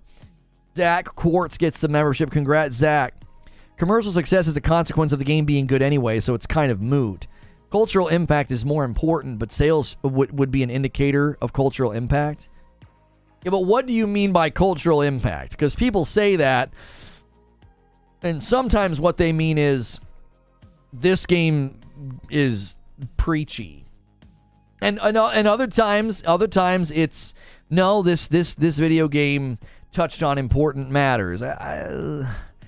Art is always going to touch on reality, but I don't necessarily know if cultural impact is something I'm looking for from a video game. I'm not against it, but I think it's very, very difficult. It makes the video game become pretty opaque. It's like, well, I can see right through this dadgum game, right? Did I use the right word? Opaque? Is that the right word? I always feel like I use the wrong. Not able to be seen through, not transparent. No, that's the wrong word. What's the antonym to that? What's the opposite of opaque? What would you say? I always use that, and that's the wrong word. The point I was making is a lot of the times you try to do a culturally relevant or cultural impact game, it turns the game into sort of like this super see-through experiment where it's like, I know what you're doing. There's no video game here. You just say transparent? I thought there was a word like opaque that you could say that meant transparent. Yeah, my bad. I guess you just have to say transparent. Transparent just doesn't sound as cool. Opaque sounds cool, but opaque means you can't see through it. Opacity? Well, that's the level of being able to see through it. The less opacity or the highest determines how much you can see through it. Translucent is partially obstructed or lets only light through. Yeah, it's not translucent. It's just transparent, guys. It's my fault. Hilly says clear. I love seeing badges. I love seeing badges on Kick. If you guys are watching on Kick and you haven't hit follow yet, consider doing that. If you're watching on YouTube, you haven't hit subscribe yet, consider doing that. It allows you to talk in my chat. I don't know if you can run a chat over on Kick follower only. I probably should do that. Is that possible? I don't know if you show message, timestamps, banned, muted, quick, show leaderboard, identity.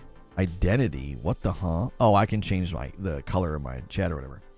Hey, Fozimoto just became a subscriber over there on Kick, pushing us to 10 subscribers. That's amazing. For me, the story is what attracts me to a game, and Final Fantasy XVI at the end of the demo made me want to finish the story. Ron, I said that in the show opening monologue. I said, listen to me. I typically don't really get too deep into a story, okay? But the story in Final Fantasy XVI is, I think, it felt like to me like the pilot of a TV show, and I can't wait for the next episode. Like, I was like, oh my gosh, what happens next? I mean, they swung hard. They really, really did, because the story was moving along, and I knew exactly what they were doing. I knew exactly what they were doing. In games like this, if they're making you like somebody, you better buckle up. Yo, what's good, Whiskey Neat? What up, Kick? You better buckle up. If they're making you like somebody, man, buckle up, because you got to be worried. I'm worried. Anytime they make me like somebody, I get worried. I'm like, no. Don't you dare make me like this person. that means you're gonna kill them.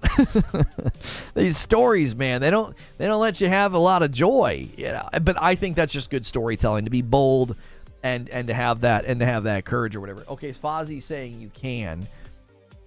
Channel analytics, follower only chat. Okay, so that's over underneath channel tools. I don't know where you do that. I mean, is that under settings? No, it's not there because I'm live and the chat's in the way, it seems. Oh, no, I see it. And we'll do... I set it to 0 seconds. That should help. That should help a little bit. Fahim says, huh? I'm rooting for Mom, personally. Waiting these 3 days will be tough because I'm so excited to keep playing Final Fantasy XVI. Now, I know for a fact that I'm probably not going to be able to play it at length. I'm going to try to actually play this one off stream. I'm actually going to try and play Final Fantasy XVI off stream and complete it. I've not been able to do that recently. I was going to do that with Jedi Survivor, but we're still waiting on the 6th patch. I'm hoping because it's been so long.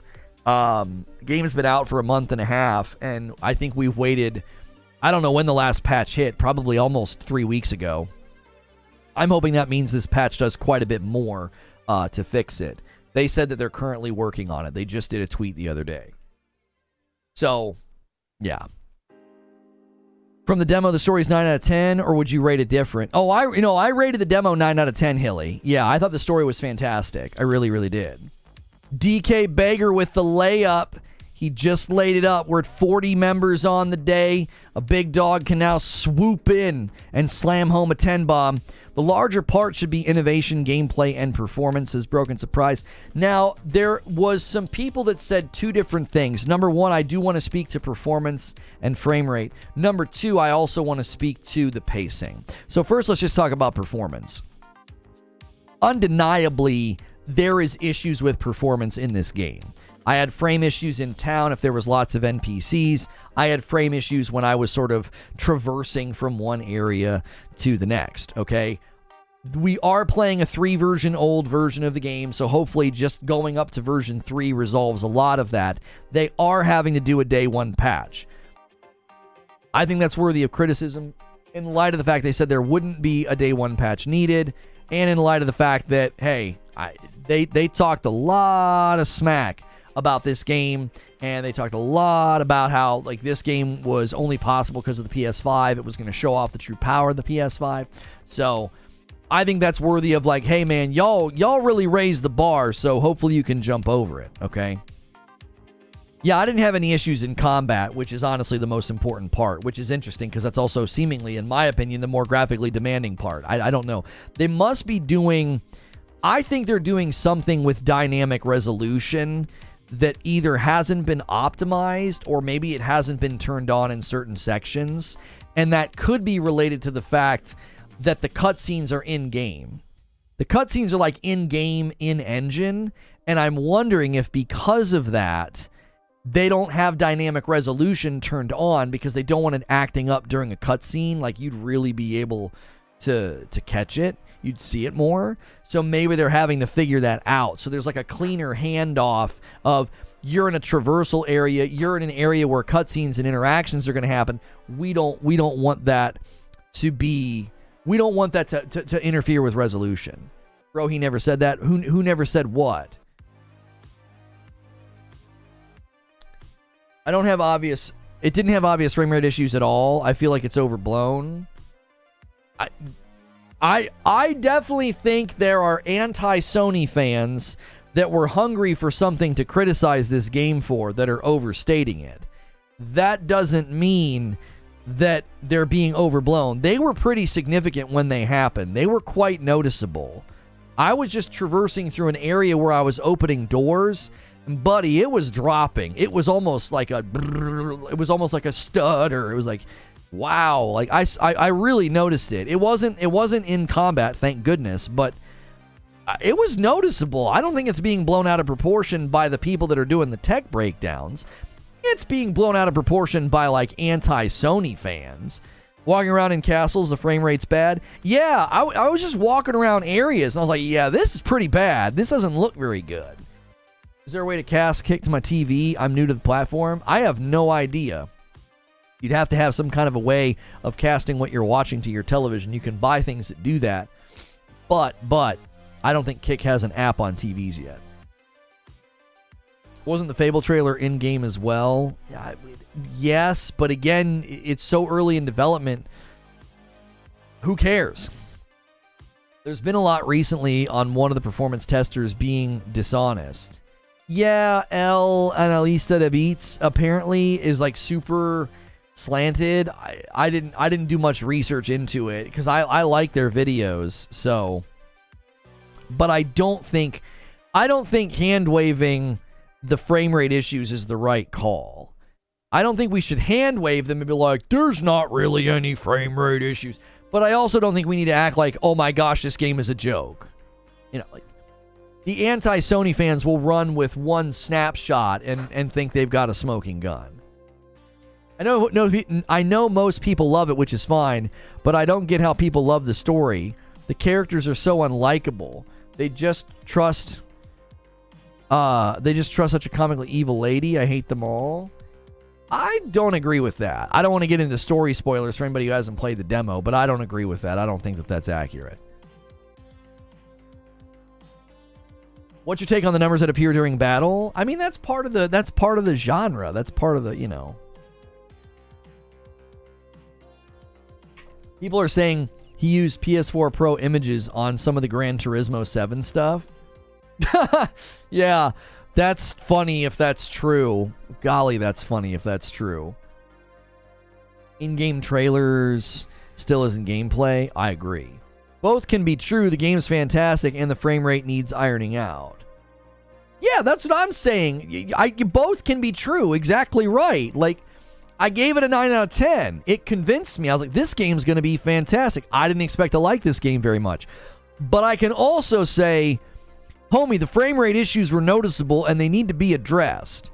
I don't want to buy another next-gen title. I don't want to buy another title made just for the PS5 that is having frame issues. Now, I've not played a PlayStation 5 exclusive yet that has had frame issues, but Jedi Survivor is next-gen only, and it has frame issues. So, take a frickin' walk. I don't want to play games with that kind of stuff. I don't care who makes them.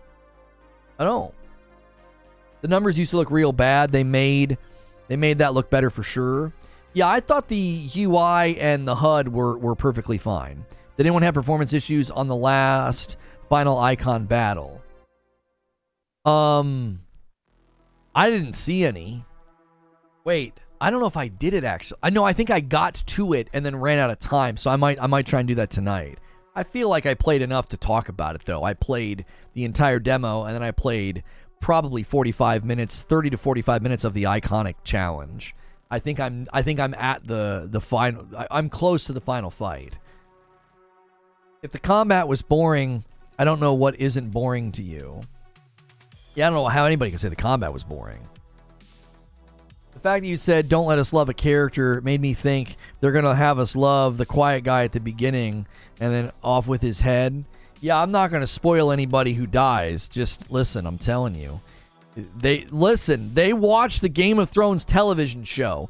If they make you like anybody, just keep an eye out. Just keep an eye out. You're like, this person's pretty cool. I really like this person. And they're like, oh, you do? It would be a shame if, pow! They're dead. It'd be a shame. If we killed that person, we just spent the last 30 minutes making you like. Joshua reminded me of Hugo. A little bit. The active lore is amazing also. Yeah, I saw good feedback on the active lore. I did. I saw good feedback on that.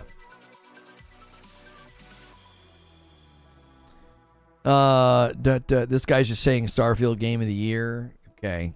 It's not even out yet, but okay. At least the graphics are stellar with some frame rate hiccups. Better than Redfall graphics with tons of frame rate hiccups. Yeah, but again, I just don't see the point in comparing games, right? There's no reason to complain. There's no really reason to compare anything to the dog water that is Redfall. Like, yeah, you're not saying much about your game if you're comparing it to Redfall. This game looks great on its own. It looks great on its own. Like, people are trying... Listen, I'm just going to say it. I actually think that the video game commentary on Twitter has become the lowest of the low. It is the worst. On both sides, by the way. On both sides. Everyone is actively looking for the worst screenshot they can find so they can sort of dishonestly claim, look how crappy this game looks. Now, there's been some good things that have come out of this.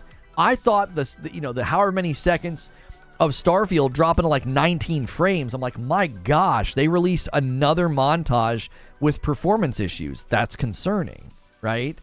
But once a game launches, or you just have trailers and you're going to like taking a screenshot, like people were doing that with Fable, like the character from Fable, like they go to that one screenshot and they're like, look how ugly she is. I'm like, really? This is what we're going to do? And then somebody like pretty-ified her up and made her look like a Barbie doll. I was like, I don't understand what's happening right now. And then people were doing it with Final Fantasy. They were finding the worst screenshots they could find. Like, really? This game's like 90% of the cutscenes. Like, my wife looked up from her book and was like, this game looks incredible. She's like, this game looks real. So, I don't know. I feel like there are legitimate comparisons that can be made. Like, if you want to do side-by-sides of Gran Turismo or Forza, because they are car games, I think you can compare fidelity, detail, lighting. I think that's totally fine. But then I think there's people that go way further than that. And they're like, well, I'm going to look for any flaw, any hiccup, any stutter I can find in a trailer. People were doing this with Spider-Man 2.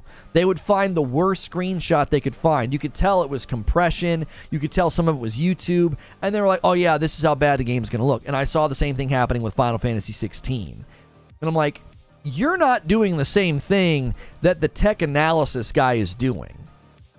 You are not the same. You're not doing what this guy over here is doing. What they're doing is they're breaking the game down to every little part that they can to analyze fidelity, sharpness, performance, fluidity, frame rate. You know, does it maintain resolution? What's your texture? You know, what's your texture draw look like? What's your draw distance look like?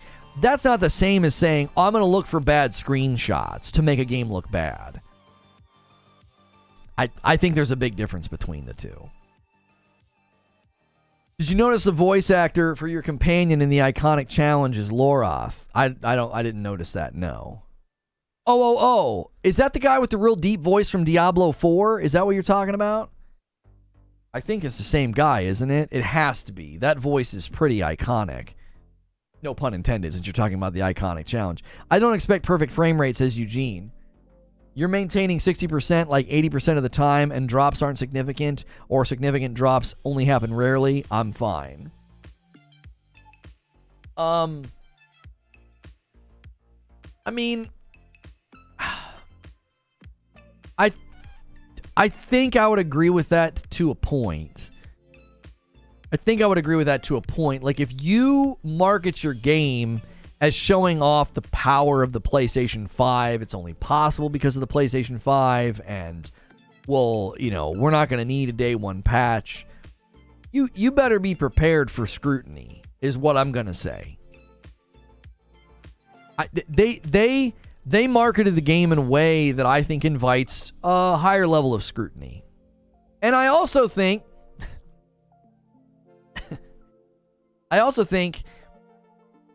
a lot of the PlayStation rhetoric that I see on Twitter is holding PlayStation to a pretty high standard. And then I don't see that high standard lobbied at the other side. So I do feel like there's two things going on here. On the one hand, I do believe that Yoshi P and the interviews and the press for this game, I think, invited a higher level of scrutiny. But I also think there's people on Twitter and in the gaming space that holds PlayStation to a significantly higher standard than they hold Xbox. I generally hold both boxes to the same standard. I want next gen. Give me performance options, give me consistent frames, give me 60, and we're good.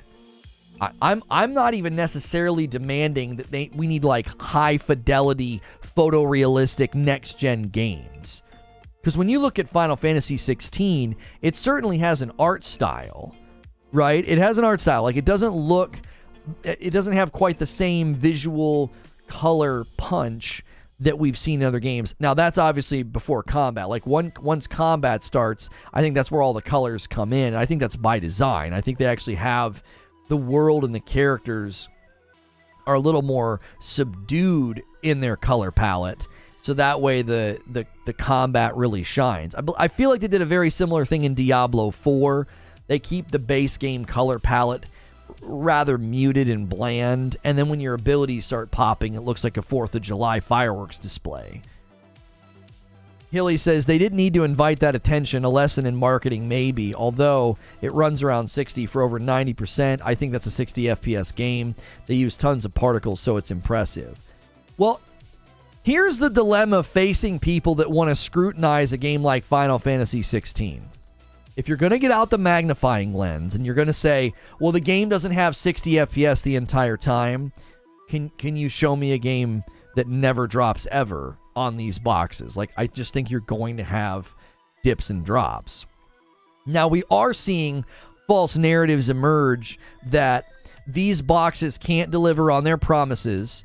I was watching, oh no, it's Alex react to Destin's horrible video. That was one of the worst. I didn't watch his video because I didn't want to support it, because I knew it was going to be bad just from the premise. So I watched Alex's live stream as he was reacting, and I was like, this is terrible. This is some of the worst narrative twisting I've ever seen. Like, this is a console reset. These consoles aren't going to hit 60. Man, just screenshot all that in 4K so that when we get to the end of the life cycle of these consoles and that doesn't come to fruition on the PS5, we can be like, what were you talking about? We don't have a lack of performance options or 60 FPS on the PS5. We don't. This idea that, like, oh, they promise us all these buzzwords and they're not making good on the buzzwords, these things aren't that strong, I don't agree with that in the least. What are you going to say in January of 2024 when both Final Fantasy XVI and Spider-Man 2 have performance options and have 60 FPS? What are you going to say? Are those exceptions? No, that's the standard on that platform. He wasn't wrong, though. What was he not wrong about? He presumed that you're going to get 60 FPS in Starfield on PC. What PC? The recommended specs for that game aren't going to be hitting 60. No way. The recommended specs are a smidgen stronger than the Series X. So if you have the recommended spec power of a PC and you play Starfield, I wouldn't expect to get 60. I wouldn't. Are they running true 4K? No game is running true 4K. No game promised to run native 4K. GT7's native 4K? Every time we get in this discussion, I feel like GT7 and Forza get thrown out. Let's ignore those games for a second. 90% of the games that are promoting 4K are not giving you native. They're not. They're all upscaling. I don't know if GT7 is upscaling or not. I've not researched it because I don't play that game. I played it on my PSVR 2 once just to feel it, and I've not played it since. It was amazing, but I'm not a car guy. I'm not a racing guy. Okay? I don't know if Forza or if GT are native or whatever they upscale. That argument was a red herring. I feel like you're not taking DLSS into account. I have severe doubts that DLSS is going to deliver the creation engine in crisp, solid 60 on that recommended spec machine they have on Steam. I don't think so.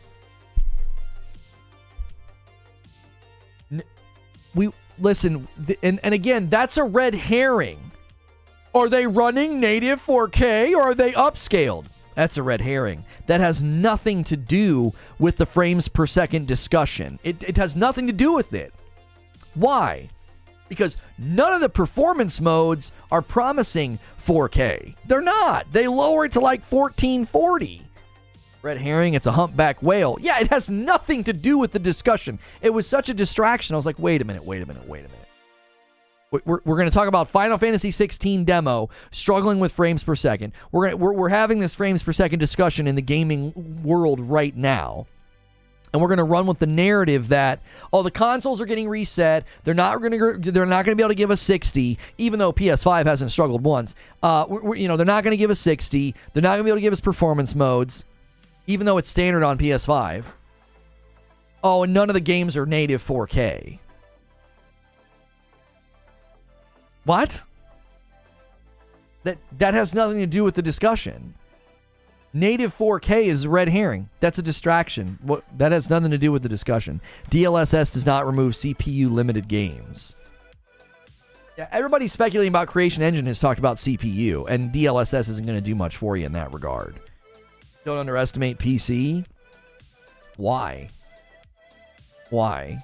It's not about PC. It's about the game.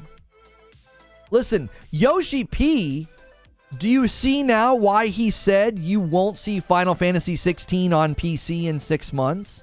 Because they're going to want to optimize. They're going to want it to run well. Are you seeing now why? Clearly, they were very ambitious with this title. It is not going to be an easy port to PC. They're going to, especially if they're going to want to make it run well, and they're already having issues with it running well on PS5. They were probably too ambitious. DLSS on performance looks horrible on Diablo 4. I have it at balanced, and it looks okay, but putting it to performance is not worth it. Native 4K at 30 equals native 720 in motion. Yeah, it would look terrible. People have gotten it in their heads that these games were supposed to run at 4K 60 simply because the words 4K were spoken on the same day as 60. A bunch of people talking about crap they don't understand, says Eugene. I will take upscaled any resolution all day if it equals more frames. Lower frames equals blurred motion. Isn't the exclusivity 6 months? I believe exclusivity is 6 months, Jake, but he made it crystal clear. He's like, you will not see Final Fantasy XVI on PC in 6 months. It's not going to happen. It's going to take them too long to port it. They're prioritizing optimization. And he's like, there's no way we can get that done. So just because the exclusivity runs out after 6 months, he didn't want people seeing that contract and be like, oh yeah, it's coming to PC in 6 months. He's like, no, we're not doing that. It'll come when it's ready.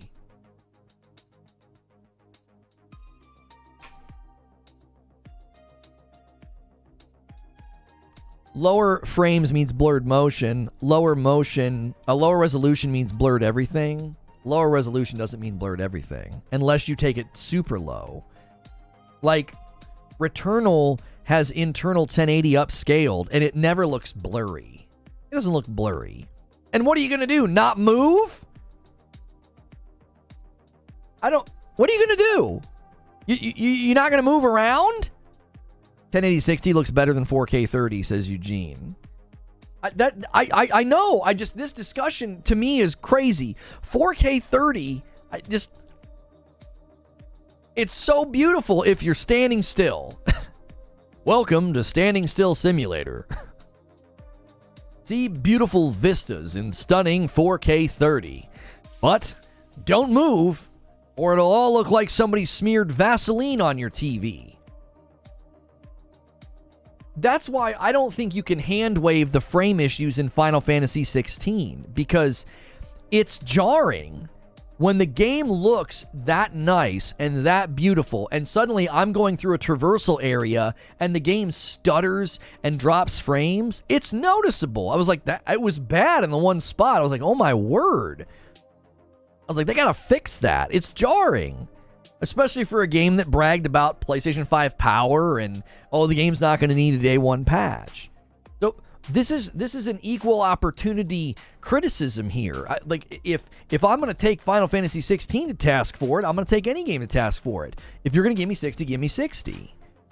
Now, obviously, little dips here and there are happening in virtually every game. That's not what we're talking about. If it's endemically dropping, if you're just constantly having to deal with it, that's a problem.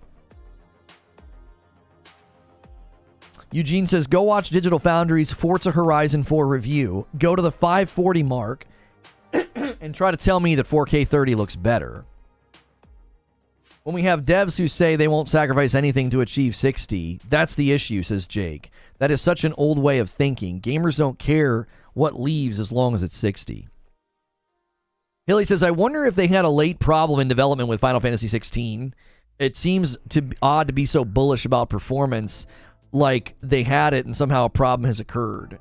I don't know, Hilly.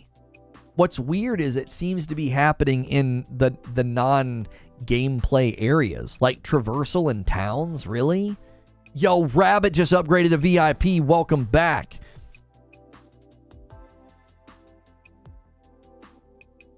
Standing still was like 50% of the Starfield gameplay that was shown. No one can watch a side-by-side of a game running at 1080 60 and a game running at 4K 30 and say the 4K 30 looks better. It's impossible. Frame persistence causes blur. They didn't brag about not needing a patch. They bragged about not needing a big patch. Okay. I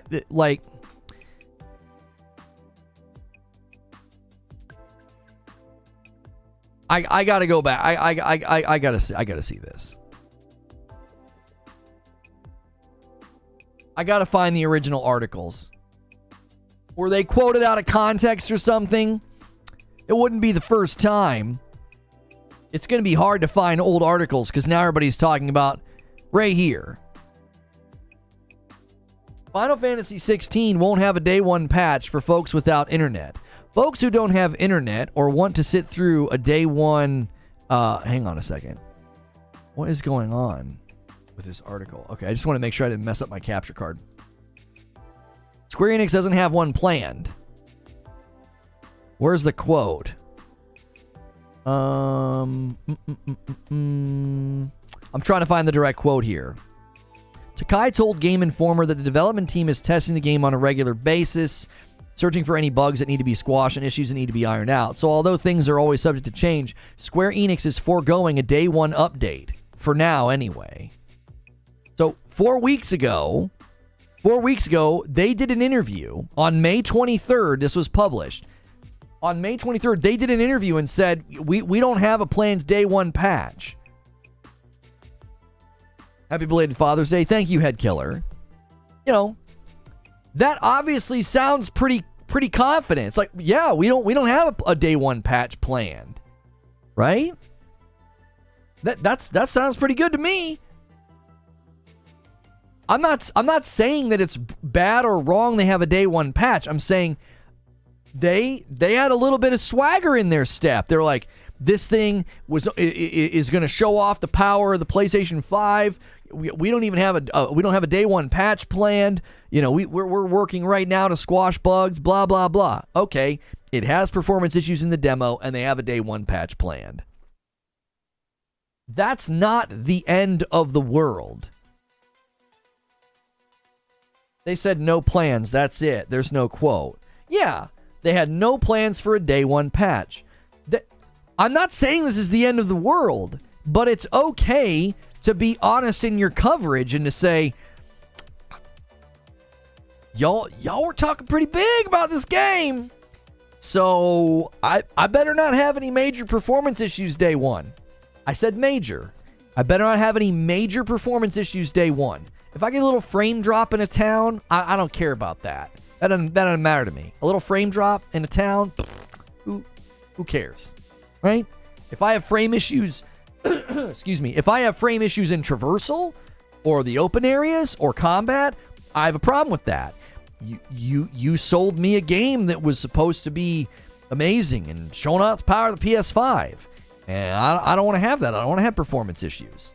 The whole reason of performance mode is that I get consistent performance. I'm not sacrificing that fluidity and that smoothness for pretty lights. I want the game to run well. They also didn't say absolutely no way there's a day one patch. I never said they said that. I didn't. Like, listen. Some of you guys are getting real dangerously close to sounding like the guys who go too hard for Xbox, right? Don't go too hard here. Don't go too hard. It's okay to admit they might have been a little too confident. Just a little. I'm not saying this is the end of the world. I'm not saying this game will be bad. Likely, they'll have most of the things ironed out. I think this game gets a Game of the Year nomination. It might even steal it. Story, replayability, density, combat. This game has a very strong chance. I know you didn't. That's the way some people are taking it. Right. There's two sides to the coin. There are people that are trying to throw this in their face like it was some arrogant, crazy throwdown. Like, we don't need a day one patch ever. Our game's amazing. It's like, they didn't say that. They said, currently we have no plans for a day one patch.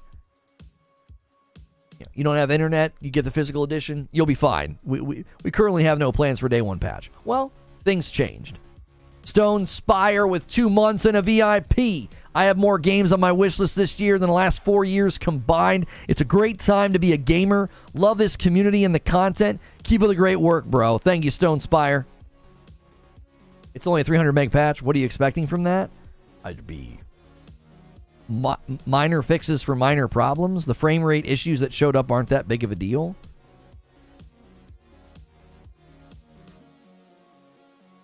It's a Japanese culture thing about the day one patch. I can tell some people have not followed Final Fantasy games before, says Paul.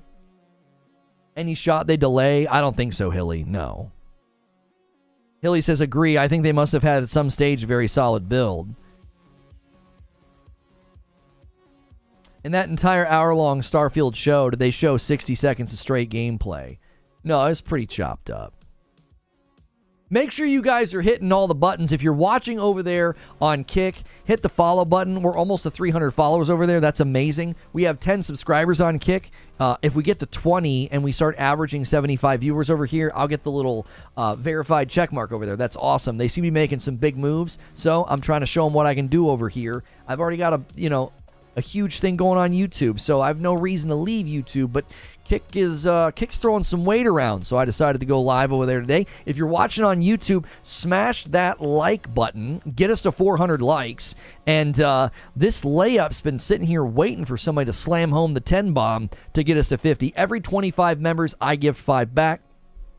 So thank you so much for being here. Hitting all those buttons helps out the channel, especially if you're on YouTube. You can hit subscribe for free. That's not the same as a membership. If you hit subscribe, you can basically always get my content in your feed.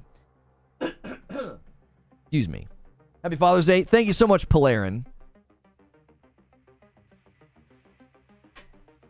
The lack of plans for a day one patch still tells me the demo build was not indicative of the launch build.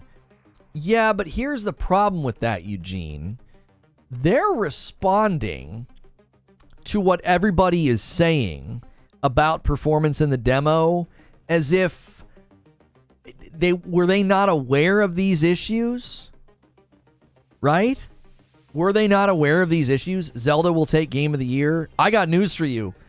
The further we've gotten into this year, I think the harder it is for Zelda to take Game of the Year. Breath of the Wild already won Game of the Year. I think Tears of the Kingdom did something truly special, but I think the fact that it is Breath of the Wild 2, I think makes it harder for it to beat games like Final Fantasy XVI, Lords of the Fallen. I'm telling you, these two games are swinging hard. And listen, whether you want to admit it or not, if they can get solid, for the most part, if they can get solid, unwavering 30 FPS in Starfield, Starfield has a chance to win Game of the Year. It looks like a ambitious Skyrim moment for Bethesda. And Zelda, Tears of the Kingdom, it's Breath of the Wild 2. Okay? It's Zelda's the front runner right now, but if you think that there's no competition coming, you're kidding yourself. You are kidding yourself. There are big games coming. Zelda is out in front right now, bro. And there are big games coming out of the gate. And they're big titles. These aren't some little dinky titles that are just, creative. I mean, if you look at the gameplay and the continued news coming out about Lords of the Fallen, homie, that podium for Game of the Year is going to be winner by a hair. Armored Core 6 hasn't even hit yet either. Armored Core 6. from the people that made Elden Ring, last year's Game of the Year winner. Telling you, bro, this year, in the words of Stallone, it ain't over till it's over. And this year is certainly just getting started. I would actually love to debate that with Alex, because he keeps talking about like how gaming is in such a terrible state right now. And I'm looking at this year thinking, good golly, ignore Redfall. Jedi Survivor ticks me off. That game needed 6 months and it would have been fine. That's irritating. It got great Metacritic scores. I don't like flexing Metacritic scores when the actual game has a 68% on Steam. So if we ignore Redfall and Jedi, this year is stacked. This year is stacked. And I know. He wants to go back to 1998 and show the 33 games that came out that year. Games now are so much bigger. Of course, we're going to have less quantity. You can't get like 8 Armored Cores in a year. Yeah, Lies of P is coming. You're not going to get like 3 Starfields in a year. That's unreasonable. Starfield is equal to like 10 of those games that came out in 1998. Do you hear what I'm saying? The scope of Starfield alone is like 10 of those games that came out in the 90s. Come on. This year is truly stacked. Big year for gaming. We're coming out from underneath the shadow of the sickie in 2020 and 2021 and working from home and all that. Yeah, Hogwarts came out this year. Have we forgotten about that game? That game's massive. Huge game. My wife played 62 hours of a video game by herself. She's never done that in her life. This is shaping up to be, I would say, probably one of the best years in gaming. This might be the best year in gaming since I started covering video games in 2015. Best year. Lies of P is a quality Bloodborne clone. I love the demo. I felt like Bloodborne folks said it wasn't a Bloodborne clone. I feel like people that like Bloodborne were not saying that. Like, Bloodborne fans, are we going to accept that? I think that's an oversimplification of Lies of P. Yeah, the Dead Space remake did really, really well. The Resident Evil remake did really, really well. What are people doing? What are you doing if you think that gaming is in such a terrible state because companies want to do live service? Oh, okay. Talk about the games that came out, not some chart from a PlayStation webcast. Look at the games that are coming out. It's an unbelievable time to be a gamer. I don't even have time for all the games. I don't. Mortal Kombat 1, Street Fighter 6. I'm not even a fighting game guy. And those are games where I'm like, I kind of want to try that out. There's some heat over there. There is some heat over there in those games. I want to see that.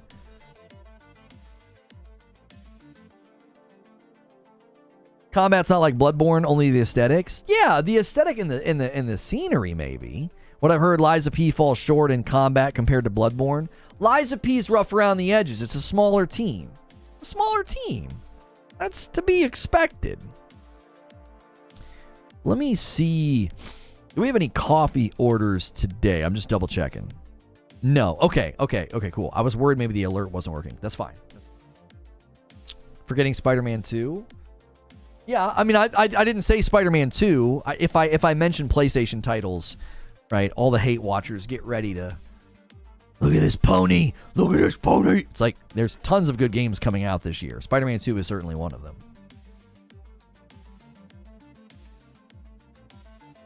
Why do I always feel like the people bashing games overall are grinding ARPGs? Just sitting there grinding Path of Exile or Lost Ark. Hey. Alex just got back from vacation, Eugene. Don't swing that hard at him, all right? That's not fair.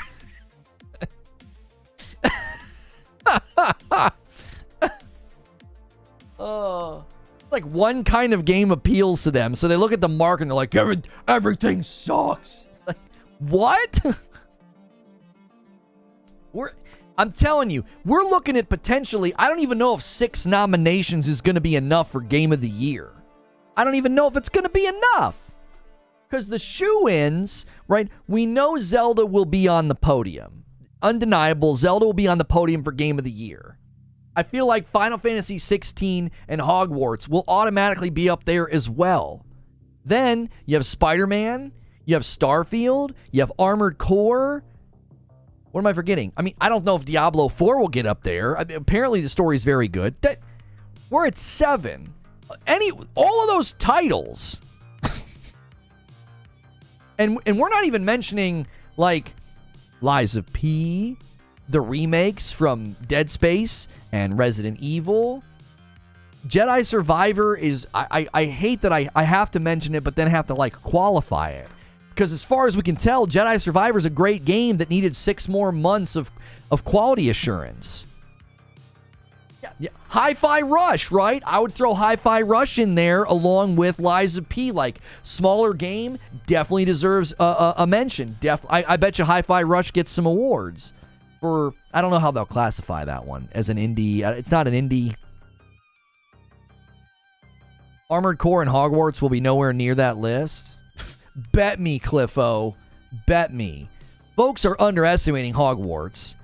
And Armored Core? Are you kidding? Are you actually kidding me? Armored Core looks nuts. Diablo 4 over Hogwarts, though? I don't know about that, man. Hogwarts got very consistent scores from the community and the review outlets. And its commercial success is undeniable.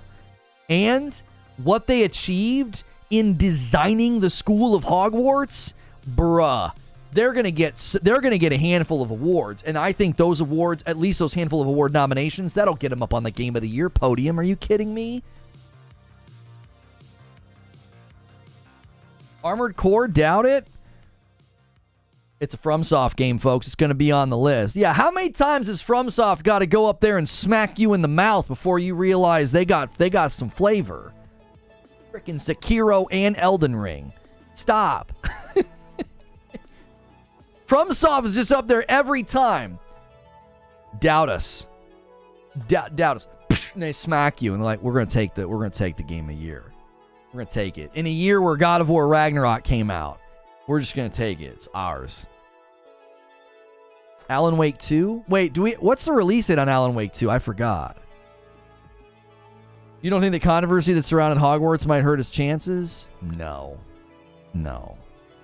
Review outlets didn't give a frick once that game came out. They all covered it. They all praised it. They all talked about, here's how to find everything. Why? Because they care about money. Alan Wake is October 17th. What a year, bro. What a year for gaming. What a year for gaming. 17th of October, no shot for Game of the Year. Yeah, I don't know about Alan Wake getting Game of the Year. It'll get some noms in some other departments, I imagine. Audio design, art direction, voice acting. Those are categories you'll probably see Alan Wake in. Do we really think Armored Core will be as well loved as the game as Elden Ring? Do you think Sekiro was as loved as Elden Ring? Sekiro got Game of the Year. What are you talking about? Sekiro will literally chop your head off and tell you to get up. And that game won. Sekiro didn't have some broad, massive market appeal like Elden Ring. Game quality determines way more than mass appeal. This year's absolutely insane. It's nuts. If you slow down... You also missed Resident Evil 4. I don't know what the thoughts are behind a remake being up there. Have remakes been nominated before for Game of the Year? I'm genuinely asking. I don't know. Guys, thanks for the followers over here on Kick. We're at 294 followers. We're at 10 subscribers. Y'all are amazing.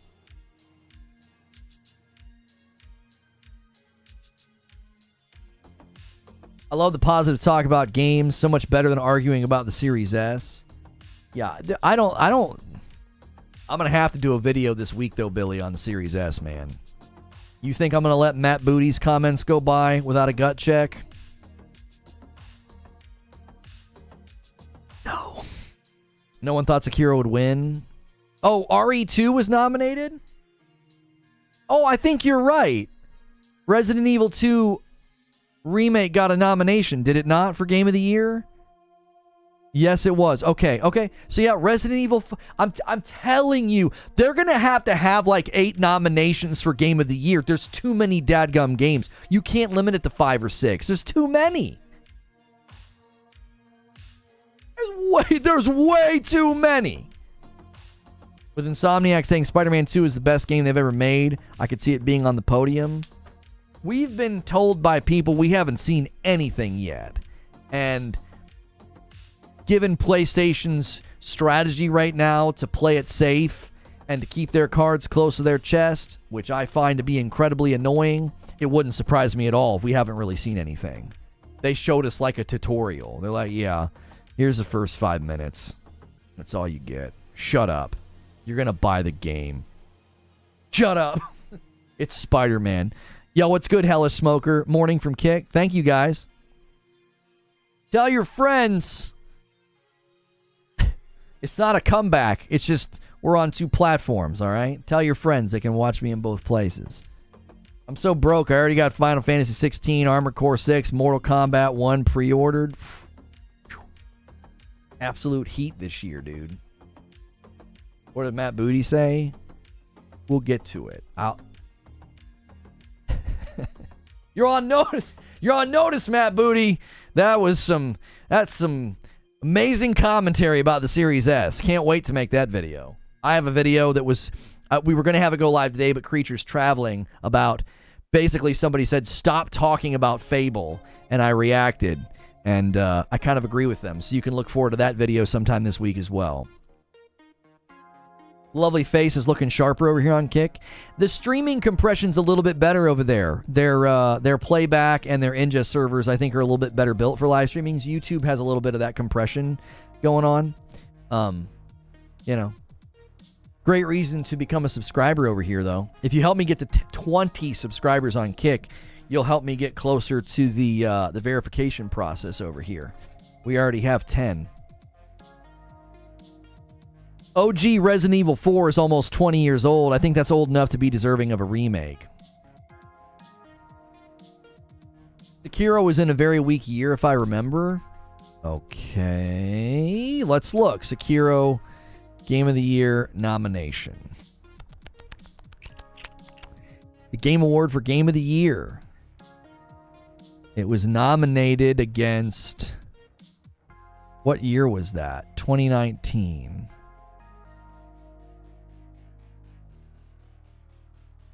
Resident Evil 2, Control, Super Smash Brothers. I think I might agree with you.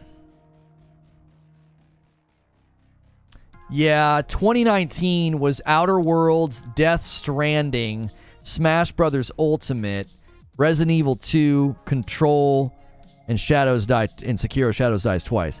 I don't know, man. Smash Brothers and Death Stranding were up there. Oh, one is Kojima, the other's Nintendo. Outer Worlds was an amazing game, and Control was an amazing game. Those certainly are not strong showings against Sekiro. But Resident Evil 2, super popular franchise from Capcom, you got a Nintendo game, and you got a Kojima game. I don't know if I would call that weak. It was... Death Stranding was pretty polarizing in terms of enjoyment. What does verification get you? Better findability? I believe so, yes. I believe you get a little bit better treatment. I'm also trying to get on Kick's radar. I'm like, hey, let's have a conversation. I would love to be a part of the team. I don't need an exclusivity contract. I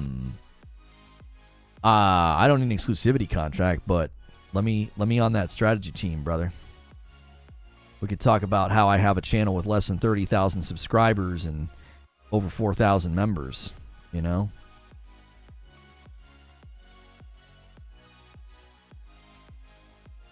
I'd consider that a lighter year compared to the year before and after it. Okay, so the year before was God of War, Celeste, Monhun World, Red Dead Redemption 2, Assassin's Creed Odyssey, and Marvel's Spider-Man. Agreed. Those are some big hitters. 2020 was Last of Us Part 2, Ghost of Tsushima, Hades, Doom Eternal, Animal Crossing, Final Fantasy VII Remake. More evidence that remakes can be nominated. Dadgum. Ghost of Tsushima. I will never back down on that one. I think Ghost of Tsushima deserved it that year because it was a new title. 2021, It Takes Two, RE Village, Psychonauts 2, Metroid Dread, Deathloop, Ratchet and Clank. It is a crime. It's a crime that year Psychonauts 2 and Deathloop were up there and Returnal wasn't. Get the frick out of here. That was the weirdest year of nominations I've ever seen.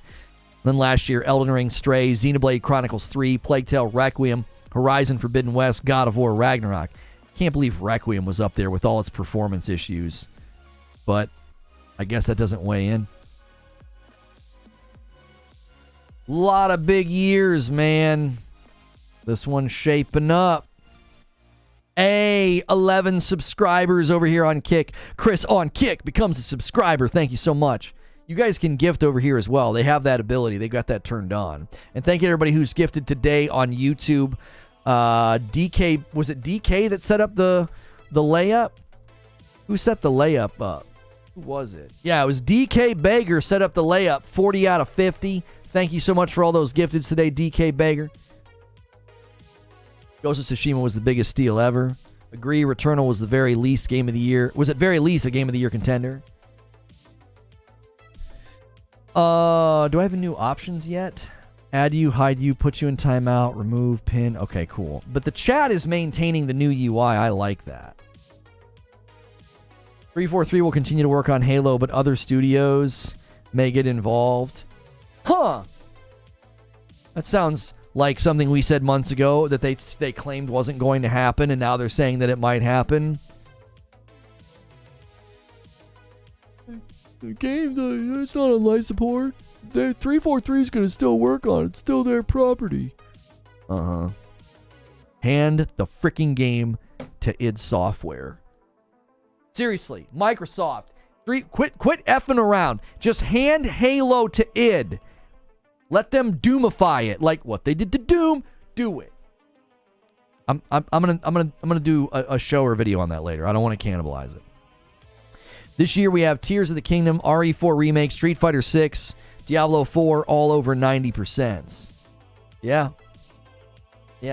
Well, Diablo 4 is not faring as well with the community. People say it's a review bomb. I don't know if I believe that.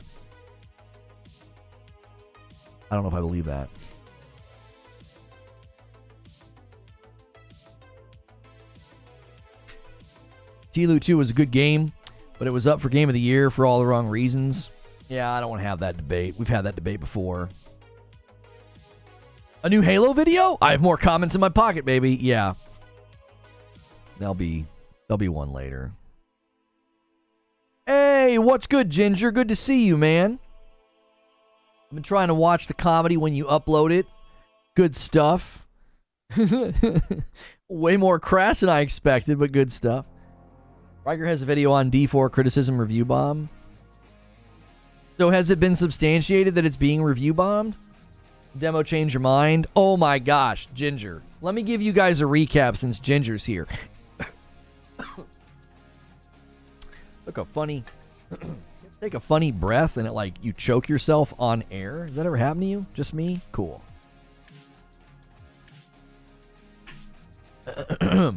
Let me give you guys a recap. If you appreciate the recap, consider smashing the like button and getting us to 500 likes. There's almost 700 people here. We should easily have 500 likes.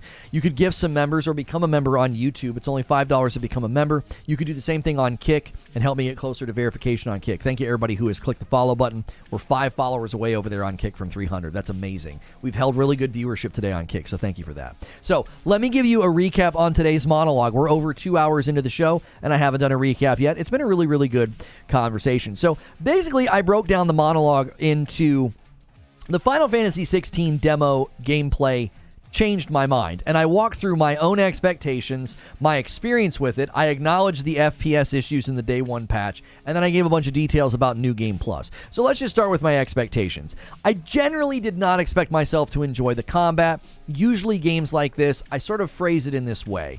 You see the gameplay and it looks amazing, but it never quite feels as good as it looks. It always ends up feeling like death by 1,000 paper cuts. Like, I literally paper cut a moth 1,000 times before it dies. Lots of swings, numbers are pouring out of the enemy, and then they finally die. So my expectations were the combat wasn't going to land on me. My expectations about the story was that it was going to fall more into the JRPG lane of, very exaggerated, very hyperbolic.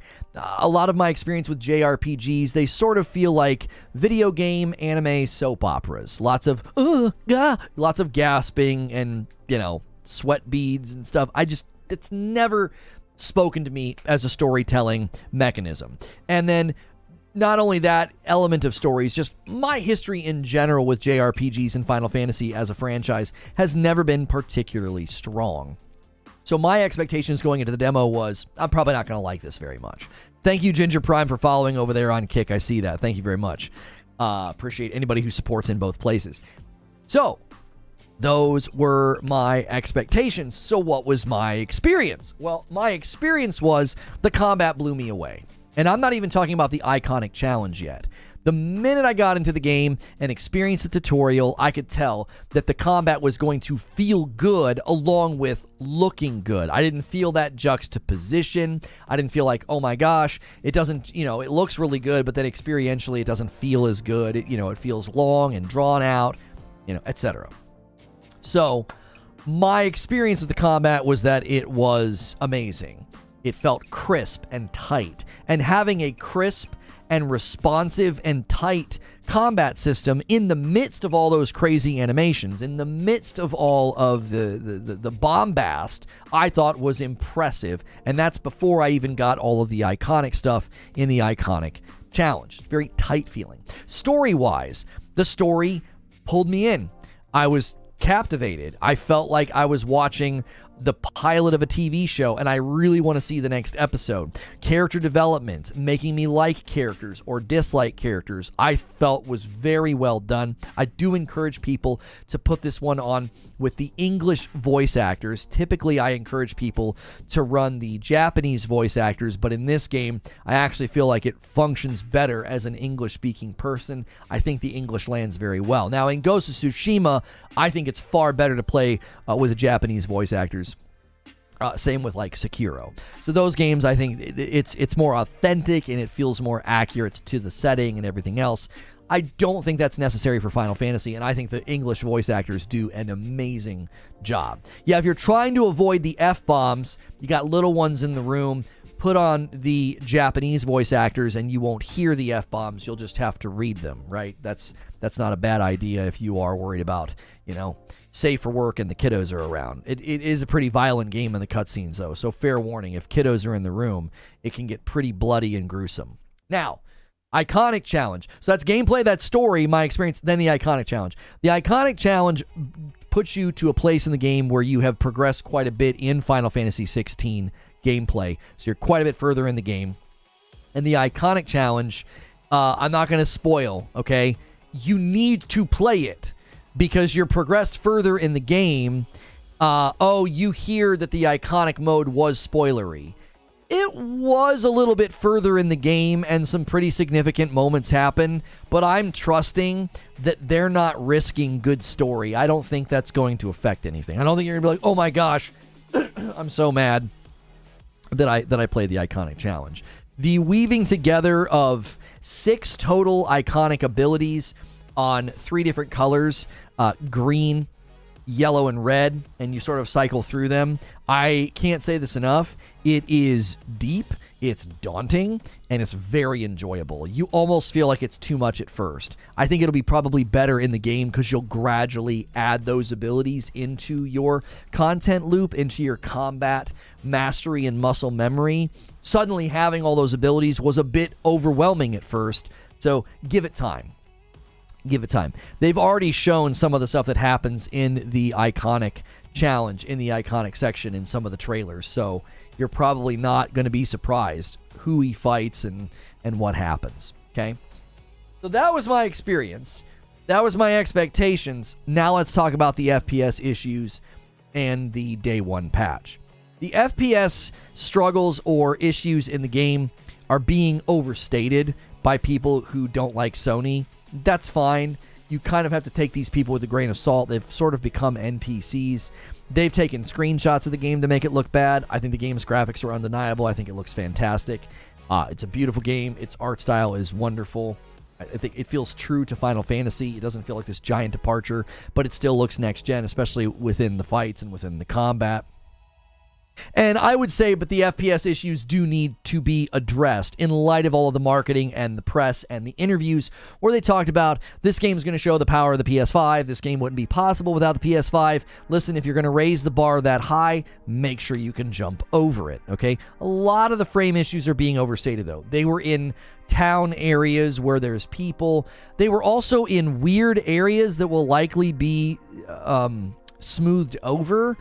We had like a room. I was going room to room, not fighting. I was having frame issues. And then I would fight and not have any problems. So, want to see those ironed out, though, because they definitely are immersion breaking. I do think they are a detriment to the experience of the player. And they did indicate that they didn't have plans for a day one patch. Again, I think whenever you're doing your marketing circuit, you should probably be a little bit more careful with how you frame a game and how you tee up a game's expectations, because now there's a day one patch coming and there are frame issues. So these things just need to be acknowledged. I don't think these issues are deal breaking or game ruining. The people that are saying that don't own a PlayStation 5 and will never play this game. They're smear merchants on Twitter. A lot of them are liars on sock accounts, okay? The people that are hand waving and acting like it's no big deal and the frame issues don't matter are similarly, I think, just sort of running a narrative. I think they do matter, and I think that they should be addressed, okay? So, the last thing I will say is New Game Plus details are crazy. When you roll the game over into New Game Plus, you can put it on Final Fantasy mode, which is a more challenging mode. And when you do this, okay, I want to make sure I have this right. I think when you do this, and only when you do this, I don't know, does New Game Plus automatically move all of the enemies, or is that only when you put it on Final Fantasy mode? Since you can continue to level abilities in Final Fantasy mode, enemies will become stronger accordingly. The positioning of enemies is different, and in many cases, the enemy type will be different. So you can't get the more challenging enemies and the different enemy locations. You can't get that unless you turn on Final Fantasy mode. They talked about bosses being different. Like a completely different boss will be in an area when you're on Final Fantasy mode. So it will feel like a completely different playthrough to a certain degree. There are even some Easter eggs in there, like an Iron Giant, which apparently made its debut in the game in 1988 in Final Fantasy II. Little things like that are only in New Game Plus Final Fantasy mode. And you can go beyond Final Fantasy mode and do Ultimaniac moment, which is even harder than that. And the guy that was doing the interview said that he didn't even think he could beat it at that level, right? Hiroshi Takai, the director, was like, I don't even know if I could beat it on that difficulty.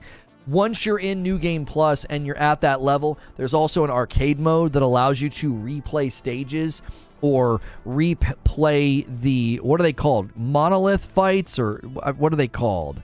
I forget what they're called. Chronolith. There's Chronolith battles where they restrict what iconic abilities you have, and those fights, and then the arcade ability to replay stages, they will have global leaderboards, and you can compete against other people for the high score in those areas. That's all in New Game Plus. It's kind of like a Russian nesting doll. You just keep taking more out. There's so much jammed into this game. So that's my recap of the monologue of why the Final Fantasy XVI demo changed my mind. Thank you to everybody who smashed the like button or hit subscribe. Try to get us to 500 likes on YouTube. A lot of you guys lurking probably haven't hit like yet. We hit 300 followers over here on Kick. Thank you for that, for hitting 300 followers. What a milestone. Next milestone, let's shoot for 500. And we have 11 subscribers over there. And the member count on YouTube continues to sit in a great spot. 4,500 members. And some people have even upgraded to VIP. So thank you to the people who have been doing that.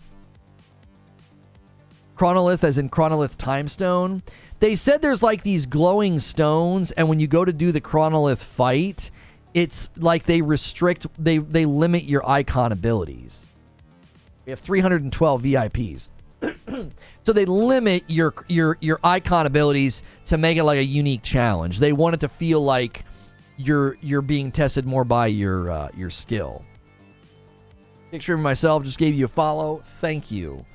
Great mode for a second playthrough. If you aren't aware, your progress does go into the main game. So if you haven't seen the story, you can enjoy the demo and continue on Thursday. Right. That's a good point, Ginger, because the story that you experience in the demo is basically the prologue. So if you play it and then your progress carries over, you're not going to miss out that much. Here's another good thing about New Game Plus. They will not make you replay the section where you revisit Clive's childhood. You can skip that if you'd like, which I think is another great choice. The game comes out, I believe, this Thursday. People are saying Friday, though. I thought it was Thursday. Yeah, they're saying June 22nd on PS5. So that's Thursday. I don't know what's the release window on that, though. Is that like a weird... Are they going to do like a weird rolling calendar? Have they said? Is that... Will I be able to play that, midnight or 8 in the morning or noon? Probably midnight, right? Yeah, the music. I didn't even talk about the music. Oh, Thursday at 4 a.m.? Okay. I didn't even talk about the music. The music kind of blew me away. The music was fantastic. I couldn't believe how good the music was. I'll be playing Wednesday night, says Eugene. Yeah, we'll be playing Thursday. I don't know what we'll do for the talk show Thursday morning. Sometimes I like to do a double header where we do like, hey, let's talk about Final Fantasy 16 and then let's play Final Fantasy 16. So what we may be able to do Thursday morning is a review roundup, because I think the review embargo drops the day before on Wednesday. So I can gather all those up, give you guys a review roundup in the morning, and then play the game. So 2 streams, both Final Fantasy. Thursday is probably pretty much booked. I think that'll probably work. And yeah. And then the next 2 days, I'm not sure what talk shows and uploads will look like. I believe if Creature's not back in town for tomorrow, I might have to look into getting my own software and getting at least the video for tomorrow ready for upload. I've not done that in a long time. I'll have to kind of like get back into practice.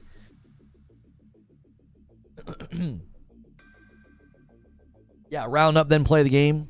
Yeah, that's probably a good plan. I pre-ordered. The countdown is 2 days and 12 hours, looks like. Okay.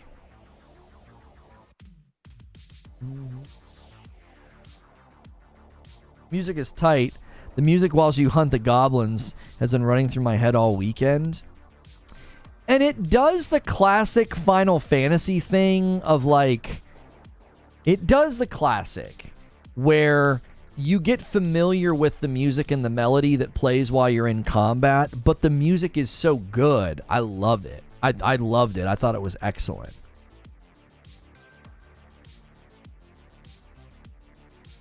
There were people hating on it on Twitter, but why? Iron Hand says, do you have any thoughts on Square Enix's NFT focus and whether 16, if successful, could change their outlook and approach to refocusing their efforts? I hope every company that tries to put NFTs in video games fails, because I think it's one of the dumbest things I've ever seen. Like, it's just stupid. I can't see it working. I can't. I won't be here for gameplay because of spoilers. Hope you enjoy it. Thank you, Lord Finesse. Yeah, with a game like that, I'm not going to run the distance with it. I'm just not going to, because it likely would just that's what would happen. Parts 2 and 3. That's what we would run into. You know what I mean? We would just run into nobody wanting to watch for spoilers. So.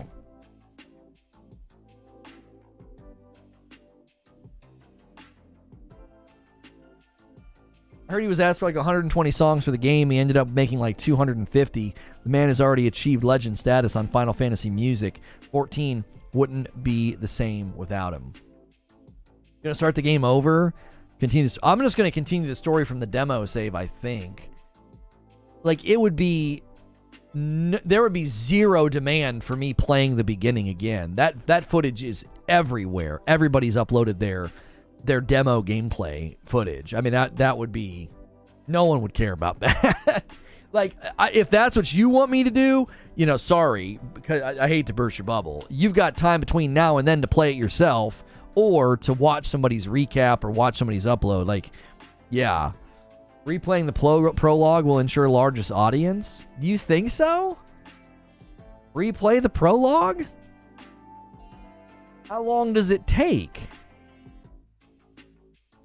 Because I feel like no one's going to want to watch that. Every single person on Earth has uploaded the demo gameplay. People are like, I've already seen this.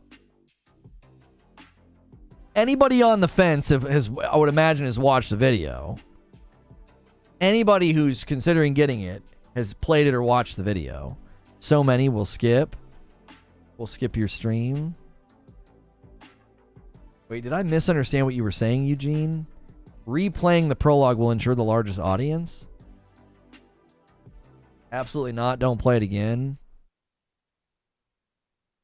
2 to 3 hour prologue. It's all about your reaction to it.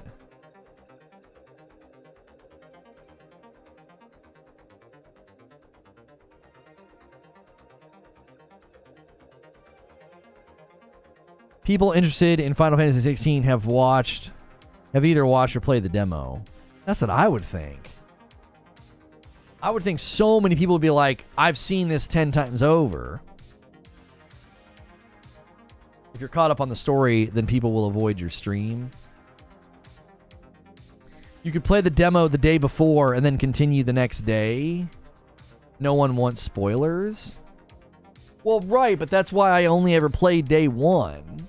Like, nobody wants spoilers for any game. Like, we ran into that with Ragnarok, but day one, that was probably the highest viewed Ragnarok gameplay stream. And then as we continued, it dropped off.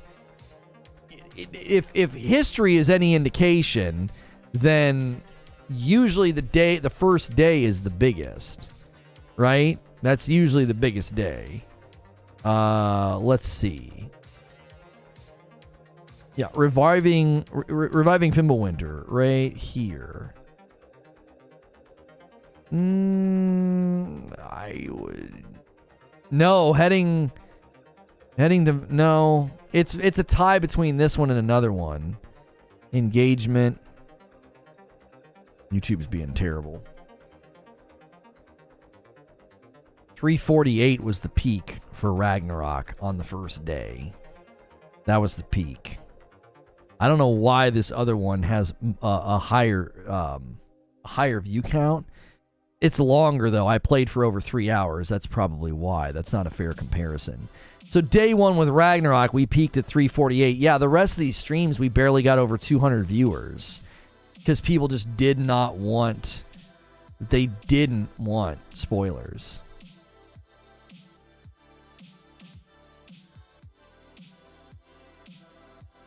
Yo, what's good? Games we love, how are you? Been busy? Sorry, missing streams. No worries, man. Thanks for being here.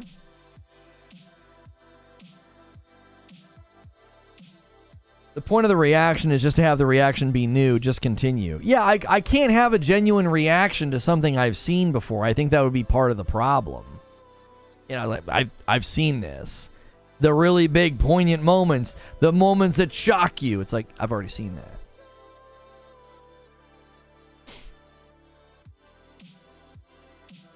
If you didn't do the active time lore, that would be worth going back. Maybe.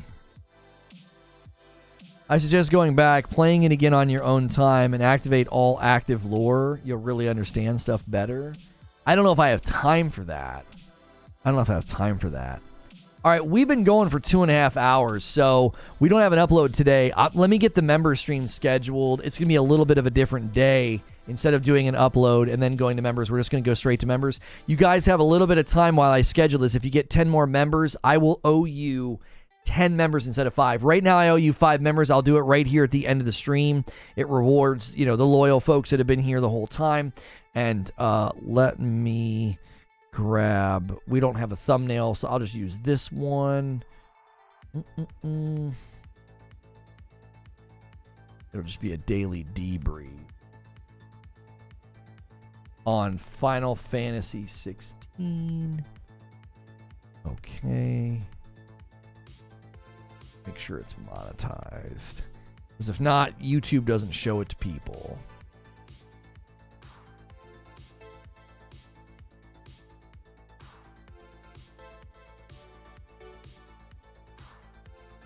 You have limited time to play on stream. Why play what you've already played before? Right. I think it would be more fun to see, like, what's next. You know? And I could always warn people at the head of the VOD. Be like, listen, if you haven't played the demo yet, or you haven't seen the demo story elements yet, then you are not going to want to watch this. You're going to see stuff that happens right after the demo stops. It's saying I've hit 19 We need like one more subscriber on Kick to test something. It's saying we're at 19 out of 20. You just have to hit a total. I don't think you have to have a total all at once. Yo, DK Beggar is going to gift a member. He says, come on, y'all. We're too close to 50 to not hit 50. Takes it to 41. Thank you so much, DK. Goes to Hawk. C. Lou with a 2-month membership. Thank you. Guys, now's a great time to take people captive, basically. Bring them with us to the members-only stream. Let's get 9 more homies. Then I'll give 10. That'll be 19 people that get to come with us. Not here live very often, says Fan Kurtz. Any idea when the light roast will be back in stock? It'll take a while because we just put the order in for the bags. I tried. They don't support PayPal. Really? Okay, thank you. Chris on Kick gifted one, and it went to Talica. Thank you. Let me refresh and look on the back end. Now it says reach a total of 20 subscribers, and now it says I'm at 18. Wait. It went down by 1? That doesn't make any sense. Yo, D2N9? I'm not sure. Is that supposed to say something? Dre9 maybe? I'm not sure. Thank you so much for renewing your membership. All right, I'm going to give you guys 5 minutes. I'm going to give you guys 5 minutes if you want to take anybody with you. I just heard my name. You got gifted a membership on Kick. I'm streaming over there again. They're making moves, so I figured it'd be good to get back on that platform and see what we can pull. I believe we're in just chatting. I don't know what kind of ranking we have. Caitlin's live, so she's obviously pulling. She's pulling pulls pretty hard. She's a big streamer. Amaranth is not a lightweight in the streaming world. Okay.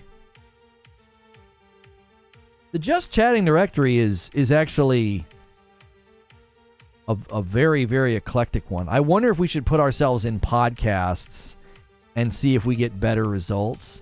The problem is podcast isn't in the top live categories, but we might get better results. Podcast is probably super far down. So we'll have to see.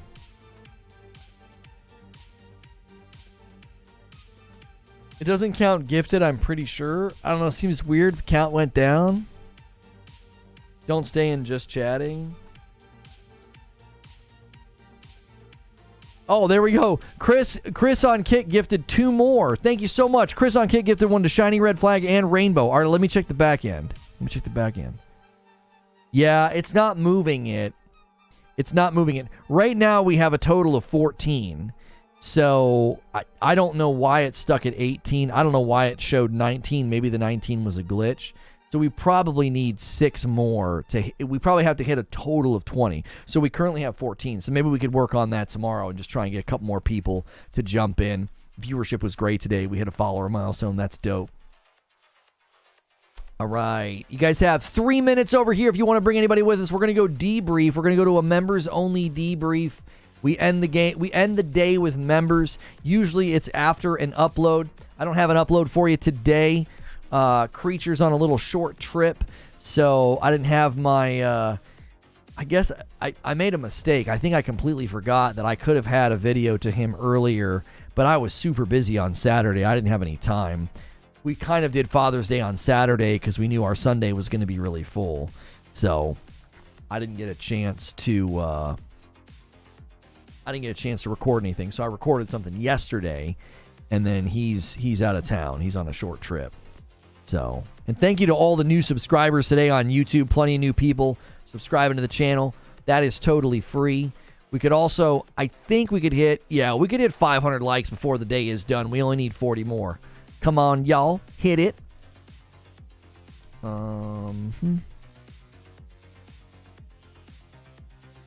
broke 300 followers. We did. We did indeed. All right, let me pull up the stream so I can gift you guys the members that I owe you. Okay, every 25, I gift 5. Y'all are the best. All right, here come the 5 that I owe you. Boom. Right when I get here. Yeah, baby, we're not done. We're just going to members. Fan Kurtz is going to become a member and push us to 42. Pushes us to 42. We're only 8 away from me having to give 5 more. A little bit of a Fan Kurtz trying to help with the buzzer beater. And welcome in all the people that just got a gifted membership from me. Richard Rodriguez, Daedrin, David K, Shadow Eagle, and Prosy. Congratulations. You guys can come with us to the member stream that we're about to go to. Let me actually set that up on redirect. I don't have that set up just yet. I think I have new options back here. You didn't know your membership expired? No worries, man. If you don't feel like you needed the gifted membership, pay it forward. Bring some more people with us. I've been trying out the whole kick thing too. Platform certainly shows promise. And anything that takes from purple, I support. Can't tell if I'm a sub on Kick or not. Does it auto renew? I actually have no idea. It should. I don't, if it doesn't auto renew, then that's a mistake on their part. You would always want to have your subscriber funnel auto renewing. Anything, whether it's Netflix, Hulu, Disney Plus, any of that. That'd be silly if it wasn't auto renewing. Yo, what's good, y'all? Yo, Ederlop's going to gift a member, taking it to 43 on the day, bringing Angel with us. 7 more, man. You guys could walk it. You guys could walk it all the way to 50. You got another minute or two before we're going to switch. You could walk it all the way to 51 at a time. And, okay.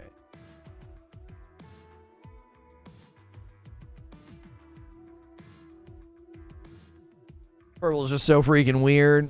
Yeah, that's one word for it.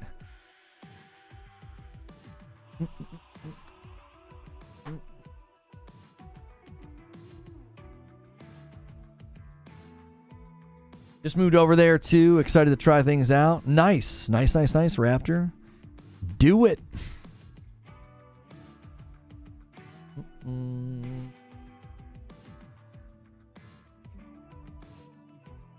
All right. Final call because of stream delay. Final call. We've done this before. Then you guys do the buzzer beater and hit 50, and we've already moved. So I don't want to do that. Let me get the link, and then we're gonna move. Hang on. Yo, Ginger's like, guys. He's like, guys, come on. Come on. Oh, there's one from Richard Rodriguez. Richard Rodriguez pays it forward. So that takes us to 49. 5 from Ginger and 1 from Richard. Richard pays it forward. We need 1 more. And then I got to slam together another 5. Everybody getting gifted members right now. You can come with us. There it is. Raptor does it. Let me pile on with my 5 and let's get out of here. That's a way to capstone the day right there. Guys, make sure if you haven't pushed the like button yet, the thumbs up button. We only need about 30 more to hit 500 likes. That does help the video, especially when it's a past broadcast. You can also come back in. Raptor, Raptor, you are so rude. He bumps it to 51. bumps it to 51. You are a nut, Raptor. And then Reaper's going to do one.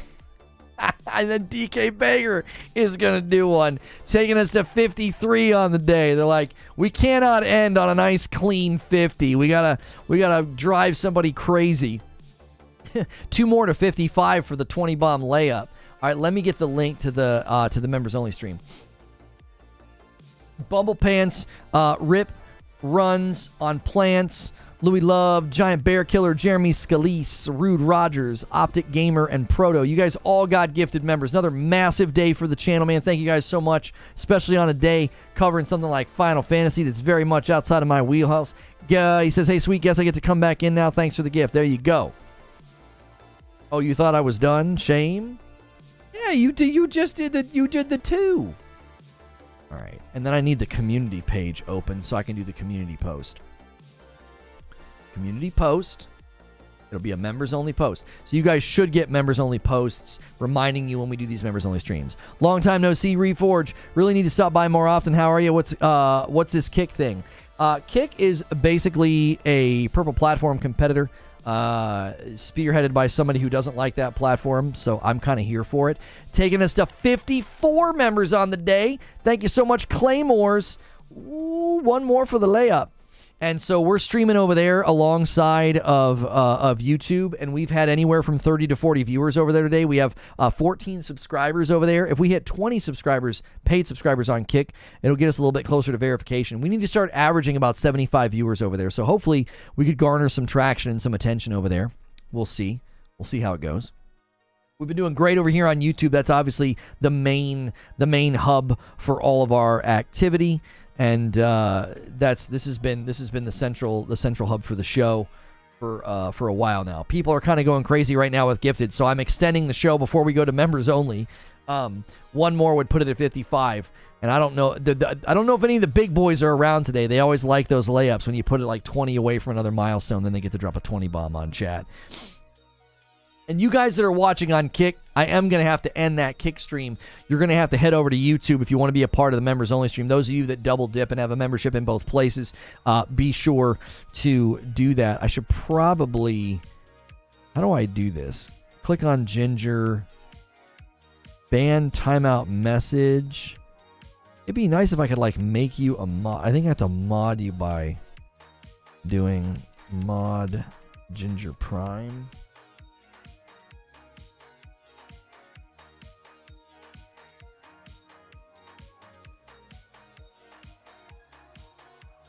But will it live? People have been trying to compete with Purple for forever. They dropped a $100 million contract on XQC and a pretty large contract on Amaranth, and that's 2 of the big 6 that they're going to drop. So, I don't know. They seem heavily motivated. They seem highly motivated. Yeah, I gave you mod. Ginger. I thought I could click on your name and do it, and I couldn't. I couldn't do it. Yo! Frickin' Chris on Kick drops 6 gifted members over here on Kick. Lido, Seraphim, Ruddy, Barrier, Wire Rope, Victor, and Crinab all got them. Let me refresh the back end. Does that secure it? Monetize my channel. Reach a total of 20 subscribers in the last 30 days. Oh my gosh, gifted subs are not included. Oh my, that's stupid. Why does it say that? Bro, Chris. We need to get all those people to come in and just pick up their own next month. It's a good reminder. Here, I was working for science. No, yeah, it does. It says on the back, it says on the back end, gifteds don't count. They're doing the same thing over there on Purple. I don't know what. Send this man a bag of coffee. I know, man. That is so kind. That was so generous. All right. We blew past the 50. We don't need to belabor the point anymore, okay? If you guys want to become a member, click the join button, click the $sign at the bottom of the chat. That's also how you gift members. If you're over there on Kick, head over to Reforge Gaming, and if you're a member over there, you'll be able to watch what we have going on. We're going to go to a members only debrief, okay? It's like a behind the scenes thing. I'll put a link in chat on YouTube, and you guys can come with us that way. If you guys are watching on Kick, I'm going to end the stream. head on over to YouTube. I'll see you over there. Okay. Well, that was a successful little kick stream. That was fun. Thank you guys for being a part of that. Asman will go full kick. Oh, they're probably already in talks with him because Zach, he made it clear he's interested. So excited to see how many more people decide to do that. So click that link in chat. We're going to head to members. If you want to join us, you got to click join. Thanks so much for being a member. If you saw this video in your feed, maybe you got a notification that a gifted member, maybe that came to your email. Maybe you got a notification on the community board or an email that said, oh, hey, we're doing a members-only debrief. This is something that only members can see. This is something that you have access to. So make sure if you're a newly gifted member, you've got that membership for a whole month. You can upgrade to Member Plus for $1 if you go to upgrade or you go to the membership tab, and that'll take you out of the gifted member pool if you want to become your own member, or you could also upgrade to VIP. That gets you into the once-a-week VIP unfiltered stream. All members are a part of these debriefs every day, as well as Friday nights with my wife, and then our members-only Discord. That link is in the description of every video. So get in the Discord. I'm going to end the previous stream. We did a stream about Final Fantasy XVI and how the demo changed my mind.